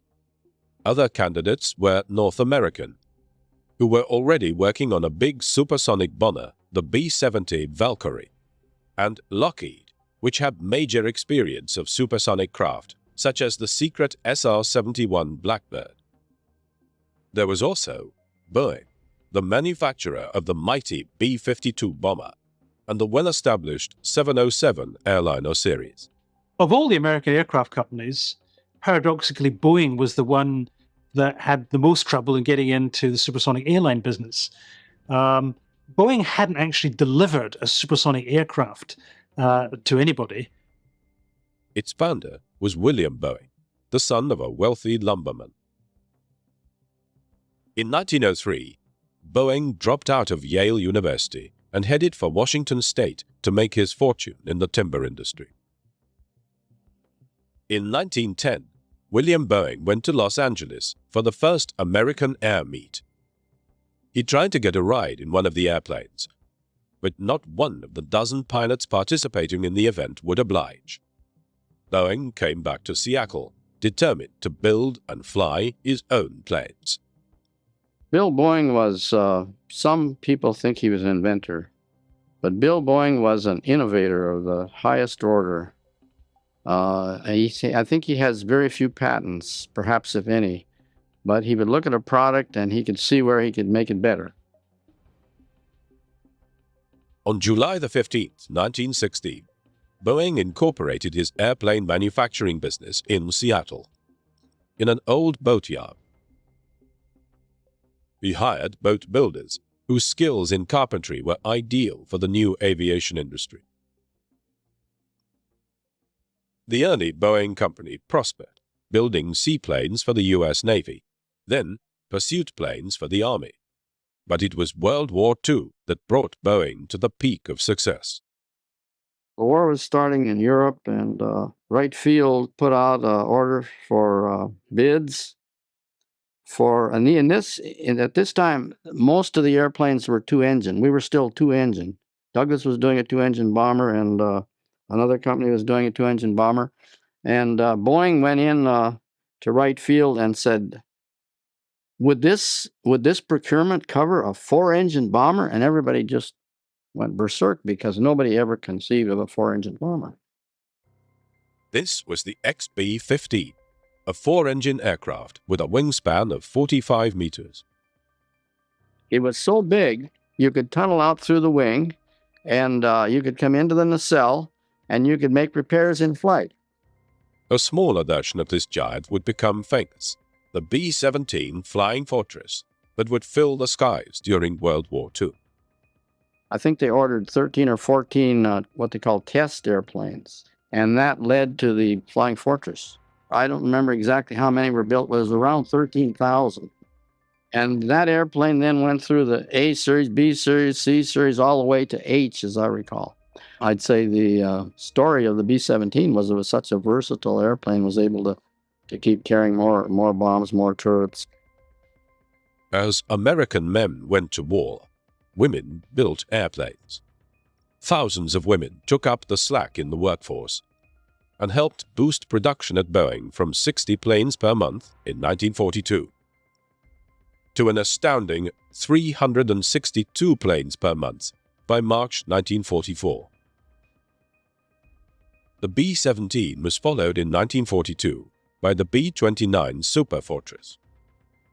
In Wichita, farm hands, housewives, and shopkeepers built B-29s on 10-hour shifts, day and night, during what later became known as the Battle of Kansas. World War II transformed the fortunes of the Boeing company. Before that, it was a serious manufacturer, but planes were built in small numbers. World War II meant Boeing was producing vast numbers of giant bombers on huge assembly lines. After World War II came the B-47, America's first jet bomber. And on April 15, 1952, Boeing test pilot Tex Johnston made the first flight with the B-52, which was to dominate the skies for the next 50 years. Then, Boeing took a gamble. In the 1950s, Boeing was doing quite well in military contracts for the B-47 and the B-52 bombers. But no aircraft company, can afford not to look ahead because it takes a long while to develop aircraft. And so they took a bold decision. They decided, well, let's take some of the profits from the bombers, some of that technology, and see if we could mix that into an aircraft that passengers would want to use, that the airlines would want to buy. We had all the knowledge of the B-47, the B-52, so it wasn't too big a job in the wind tunnel to develop a low-wing airplane that could be used as a tanker. And we knew they needed a tanker, so there had to be a tanker. And we hoped it could be a passenger airplane, although we weren't really sure that that was the case. So that's why the Dash 80 was born. The Dash 80 took to the air under the control of Tex Johnston, who had flown the B-52. Johnston was determined to show Boeing had built a great plane. So he barrel-rolled the Dash 80 over the Seafair hydroplane course on Lake Washington on August 2, 1955, a maneuver that only nimble fighter aircraft usually do. Boeing's president, William Allen, was there to witness it. And Allen turned completely white, looked over at his technical advisor, Wellwood Beale, and he said, "Did we authorize that?" And then just before he could turn around, here he came back again and did it once more. Boeing's gamble paid off. The Dash 80 became the prototype for the KC-135, the first jet aerial tanker. And that turned into the Model 707, the first in a long line of Boeing commercial jet airliner. Boeing had done something clever with the 707. Using about 1/10 of the fuel, could carry as many transatlantic passengers a year as the $30 million Queen Mary ocean liner. Boeing had created a market and killed the passenger liner. In 1958, with the 707 entering service with Pan Am, Boeing set up a small group to concentrate on developing a supersonic passenger aircraft. By 1960, the company was spending over $1 million annually on the project. The design was designated the Boeing Model 733. Boeing actually started work on supersonic passenger airliners very early on, right at the beginning of the 1950s. But in a kind of research way, is this possible? Where are the engines going? Where is the metallurgy going? But what you begin to see is by the end of the 1950s, they're starting to get quite serious about it. They're beginning to think this can be done. With Kennedy's call for America to actually build the SST, the Model 733 could become reality at last.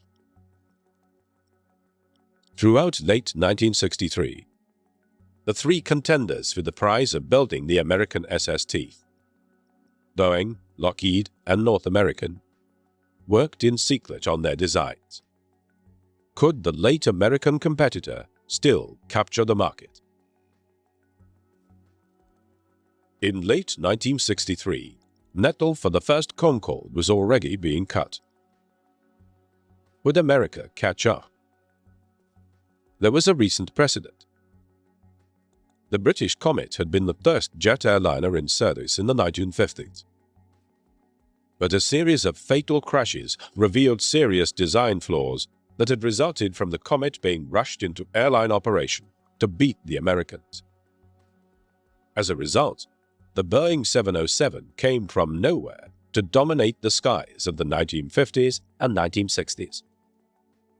The Americans came late to the supersonic race.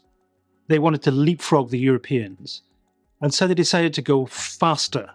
The Europeans were going for Mach 2.2, which meant they could build Concorde out of existing materials using existing technology. The Americans decided to go way up to Mach 3 through the so-called heat barrier, which meant that because of the stresses on the plane at those speeds and the heat that would build up on the fuselage, they had to use new materials. So the Americans were going for a technological breakthrough to try and get ahead of the Europeans and bury the competition. To beat the competition, both at home and in Europe, Boeing proposed a plane that was far bigger than Concorde. It was designated the 2707.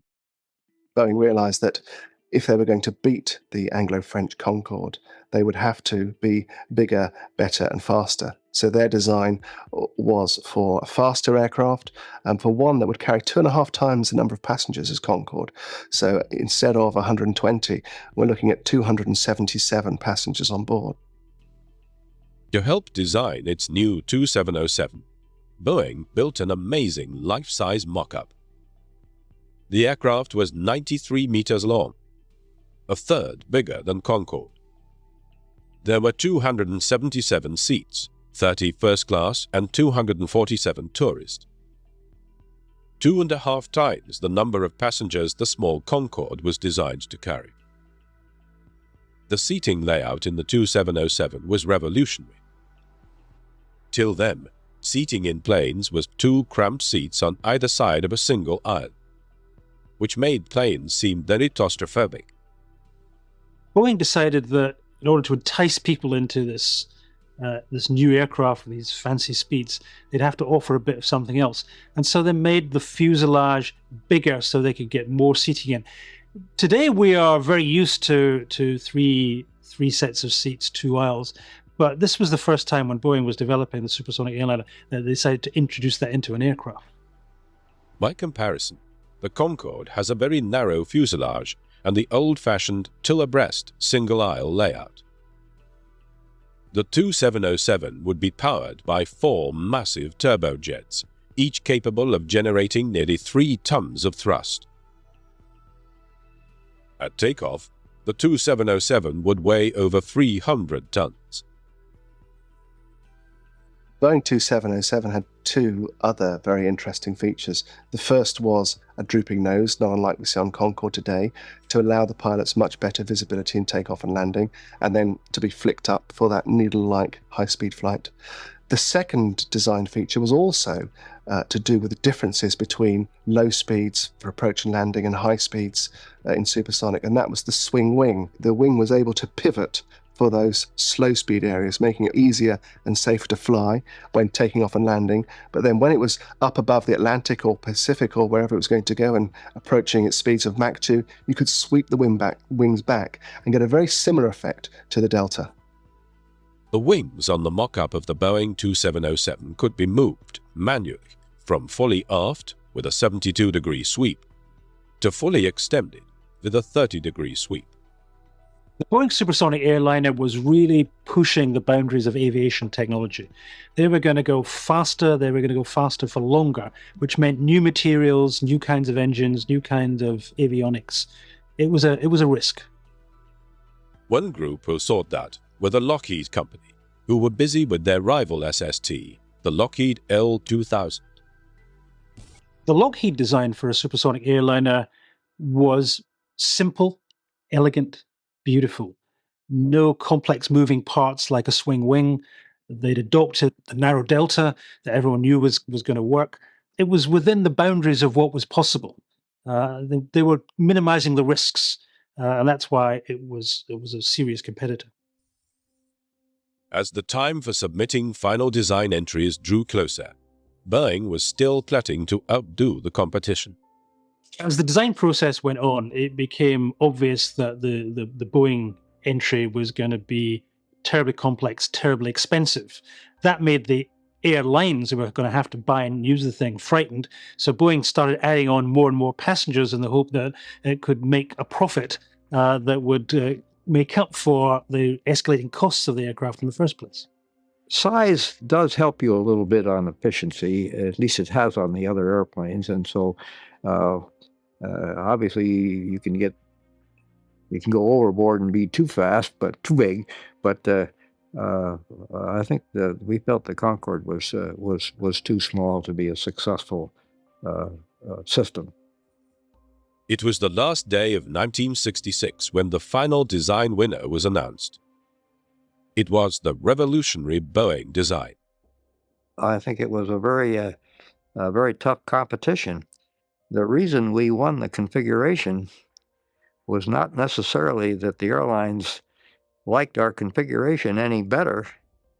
My personal opinion is that I think that they felt that they would rather have Boeing build their commercial airplane than the other two manufacturers, because we were in the process of building commercial airplanes at that time and working with the airlines, and my personal opinion is that we were picked as a company, not as a design. It was a surprise that Boeing won, because they had so little experience in building working supersonic aircraft. I mean, they were famous for the B-52 bomber, which is subsonic.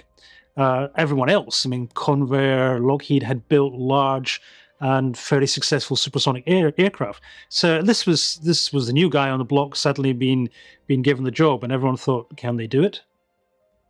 Boeing predicted that if design and construction of prototypes began early in 1967, the first flight could be made in early 1970. The first aircraft could then be ready for airline service in mid-1974. They were talking nonsense. They had no idea of the problems they were about to face. The main problem in designing the Boeing supersonic airliner can be summed up in one word: the weight. This thing just got fat. It got heavier and heavier. It wasn't going to make money. They had to then strip out weight, and in the end, the biggest weight penalty was going to be the mechanism to make the wings swing.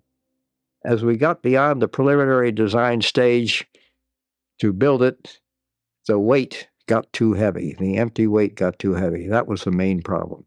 The weight just got out of hand, and we couldn't meet the weight statement that we'd estimated for the configuration at the start. The project slammed to a halt for a year as Boeing considered alternatives. In October 1968, Boeing emerged with what was virtually a complete redesign. There was only one way to solve the weight penalty problem. That was to take the swing wing out. Boeing's swing wing disappeared mostly because of the extra weight. That huge hinge in there was very, very heavy. The 2707 was also reduced in size. Seating was reduced to 234 passengers, though that was still bigger than Concorde. And now, a new problem appeared to haunt the project and eventually kill it: the sonic boom. We knew it existed, but frankly, I didn't think it was that bad. The sonic boom that the airplanes we were talking about was like thunder and lightning, where the thunder hits about 2 miles away. And I guess I just didn't figure it was that bad. In order to explore the effects of the sonic boom on, for example, urban areas, the American Air Force conducted an experiment in 1964, which is something I don't think we would ever contemplate doing today. And what they wanted to do was see what effect it had on an urban area. So they they flew supersonic bombers over Oklahoma City with sonic booms or waves of shocked air passing all the time. The result was that in a very short period of time, they had around 8,000 very vocal complaints and around 5,000 complaints for claims for damages. In 1967, immediately after Boeing had been selected to build the 2707, Dr. William Shurtleff, a scientist at Harvard University, organized the Citizens League Against the Sonic Boom. Well, actually, there were so many technical and economic hurdles that had to be addressed for an airplane like this, not the least of which was the sound. Reaching the sound barrier always created a shockwave over populated areas. Well, that era was a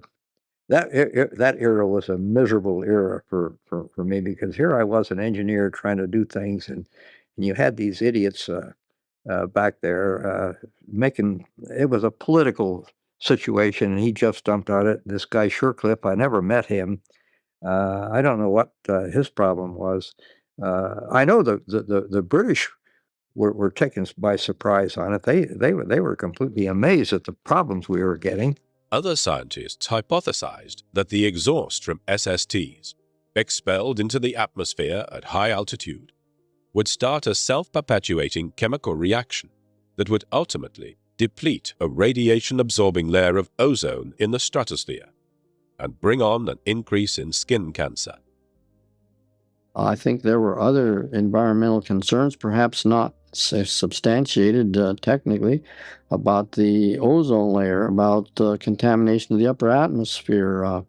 There were all sorts of boogeymen shoved into the front of the table having to do with so-called environmental problems. But public opinion was turning against the SST, and as resistance grew, Congress itself began to express doubts about the plane. In response, President Richard Nixon, shortly after he was elected in 1968, appointed a 12-member committee to report on the project. Nixon was a firm believer in the SST when he came to power, like Presidents Johnson and Kennedy before him, and he felt that the SST was essential to American prestige. And in order to underline the case for the SST, he appointed a committee. To his great surprise, I think, and consternation, the committee came out against the SST and decided it was completely unviable. Apart from the sonic boom, the Boeing SST was encountering other problems. When he set the goal for the American SST, President Kennedy had decreed that it would fly faster than its European rival at Mach 3. But at that speed, an aircraft's skin becomes red hot. You have to make it of expensive materials that will not melt or crack at those temperatures. To reach the speed that the 2707 was going to go at, you had to find new materials to deal with the buildup of heat. The most effective material would be titanium. And at that time, titanium was really, really complex to machine, very expensive to get a hold of. it was going to make the whole project uncommercial. It's a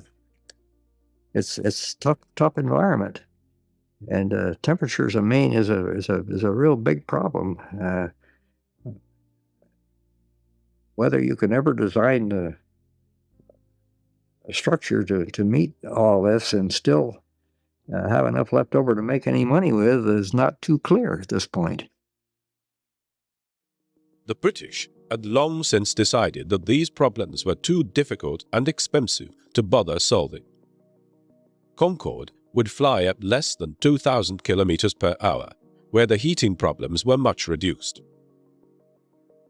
Concorde could therefore be built out of standard metal alloys to keep the manufacturing costs down. You went much faster than Mach 2. We got too hot for aluminum.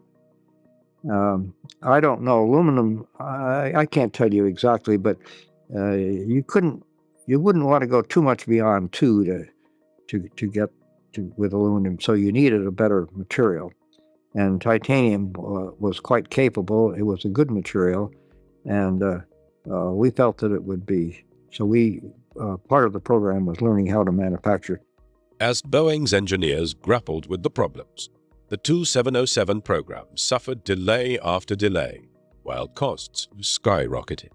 We spent several $1 million of our own company money in working titanium on the side of the outside of the contract on the SST, but maybe we were too ambitious. It might have worked at 2.5 Mach number, but I think that you go 3 and that's 400 degrees, and that's too hot. On May the 18th, 1971, the United States Senate met to vote on a motion to end funding the SST project. President Nixon had worked hard to persuade the senators to keep on with the project, but without success. The Senate voted 58 to 37 to kill the Boeing 2707. I think that Kennedy's decree that the SST should be bigger, better, and faster than the European rival did cause major problems for Boeing and for the whole project right throughout it, because they were always aiming for this kind of Kennedy standard of Mach 3 and all the problems that are associated with flying at Mach 3. I think that was too high. It just wasn't practical. I think we could go faster than the 2. I think 2.5 would have probably been okay from a temperature standpoint, but certainly any higher than that would have probably not been practical. Europe looked like it had won the technological race. In 1973, only 18 months after the Boeing SST project was cancelled, Concorde made its first visit to the USA to attend the inauguration of the new Dallas-Fort Worth airport. During its 4-day stay in Texas, Concorde made supersonic demonstration flights over the Gulf of Mexico and proved to be the outstanding attraction in the flying displays, which formed part of the airport dedication ceremonies. But it would soon become clear that Concorde's victory was no victory at all.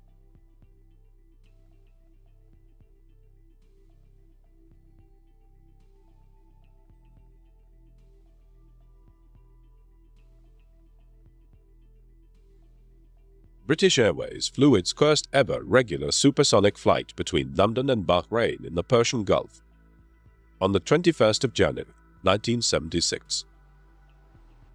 Unfortunately, the route was mainly over land, forcing Concorde to fly at subsonic speeds on large portions of the flight.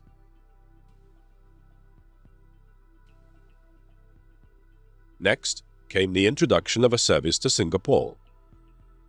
But on the 13th of December 1977, after only 3 return flights, service was suspended because of complaints from the Malaysian government about the supersonic boom over the Straits of Malacca on the west coast of Malaysia.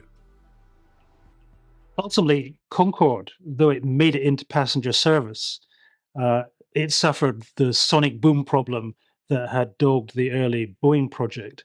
The Americans banned supersonic flight over the continental United States. Some people said that was in retaliation.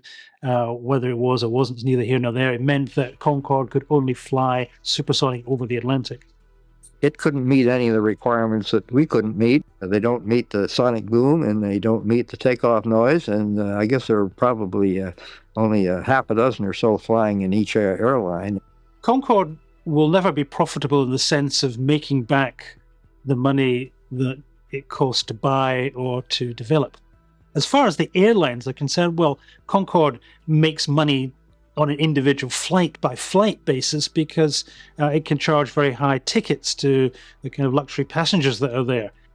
The system exists now because it's unique and it's high cost and it's one of a kind. And if you want to make a splash, you go over on the Concorde. And okay, Betsy and I were on that one. We went over, take off from Washington about 4:30 in the we took off from Washington about 4:30 in the afternoon in a hotel room in London, 9 o'clock. It's great.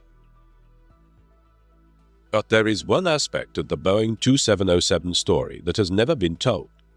A development that was to usher in the age of airline travel for everyone. On December the 22nd, 1965, Boeing's chairman, William Allen, and Juan Trippe of Pan American Airways signed a letter of intent which committed Pan Am to purchasing 25 of a new cargo plane. Unlike the 2707 that was dominating Boeing's attention, the new plane was almost an afterthought. Boeing kept it simple. The design was just a scaled-up 707. They called it the Model 747. The world would call it the Jumbo Jet. The 747 is an amazing story.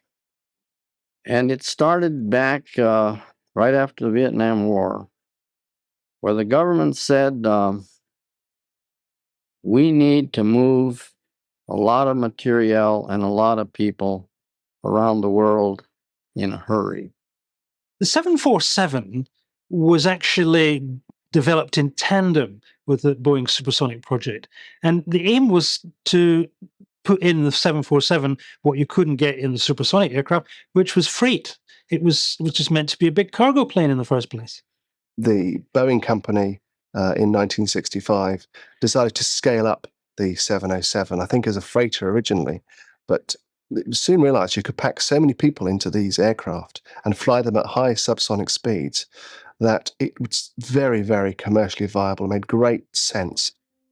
When the dream of supersonic passenger flight died, there was only one plane to step into the breach, the 747. The first 747 entered service with Pan Am in 1970 and started a true revolution in flying. Suddenly, the cost of long-distance air travel was within the budget of the ordinary family. The age of mass air transport was born.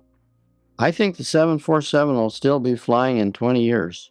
It's one of the major developments of this century in aerospace. Curiously, there's one hangover from the old supersonic project that ended up in the 747, and that was seating arrangement. When they transformed the 747, the jumbo jet, into a passenger plane, because it was wide-bodied, they could put in a couple of rows, you'd get a lot more seats. And that was the original dream that the supersonic transport had been born with. But Boeing's interest in supersonic passenger flight did not end with the 2707. In Russia, NASA found a mothballed example of the Soviet SST, the Tu-144, nicknamed the Konkordsky. The Russian SST actually flew just a few months before Concorde. And when people saw it, they said, gosh, that looks like Concorde. And that's because, of course, the Russians had stolen, line for line, page for page, the plans of the Concorde and built it themselves. But the Konkordsky never entered international service. Soviet technical know-how was not up to the challenge of building a supersonic airliner, not even with the help of stolen plans. The plane proved difficult to fly and fundamentally unsafe. Its last outing was as a flying laboratory to try and solve the environmental problems that had plagued the old 2707. Engineers from NASA and Boeing envisioned a new supersonic jet that could fly 300 passengers at more than 2,400 kilometers per hour and cross the Pacific from Los Angeles to Tokyo in a mere 4.5 hours. But that was precisely the specification the old 2707 cancelled nearly 20 years earlier. The main thing that's happened is you've gone to high bypass ratio engines, and the engine cycles changed, and the noise problem isn't as bad as it used to be with a pure jet. 20 years had brought more knowledge about building and flying complex supersonic machines. But the same old problems still stood in the way. A big supersonic craft designed to fly beyond the heat barrier would be incredibly costly to build, fly, and maintain. And there would still be pollution and noise.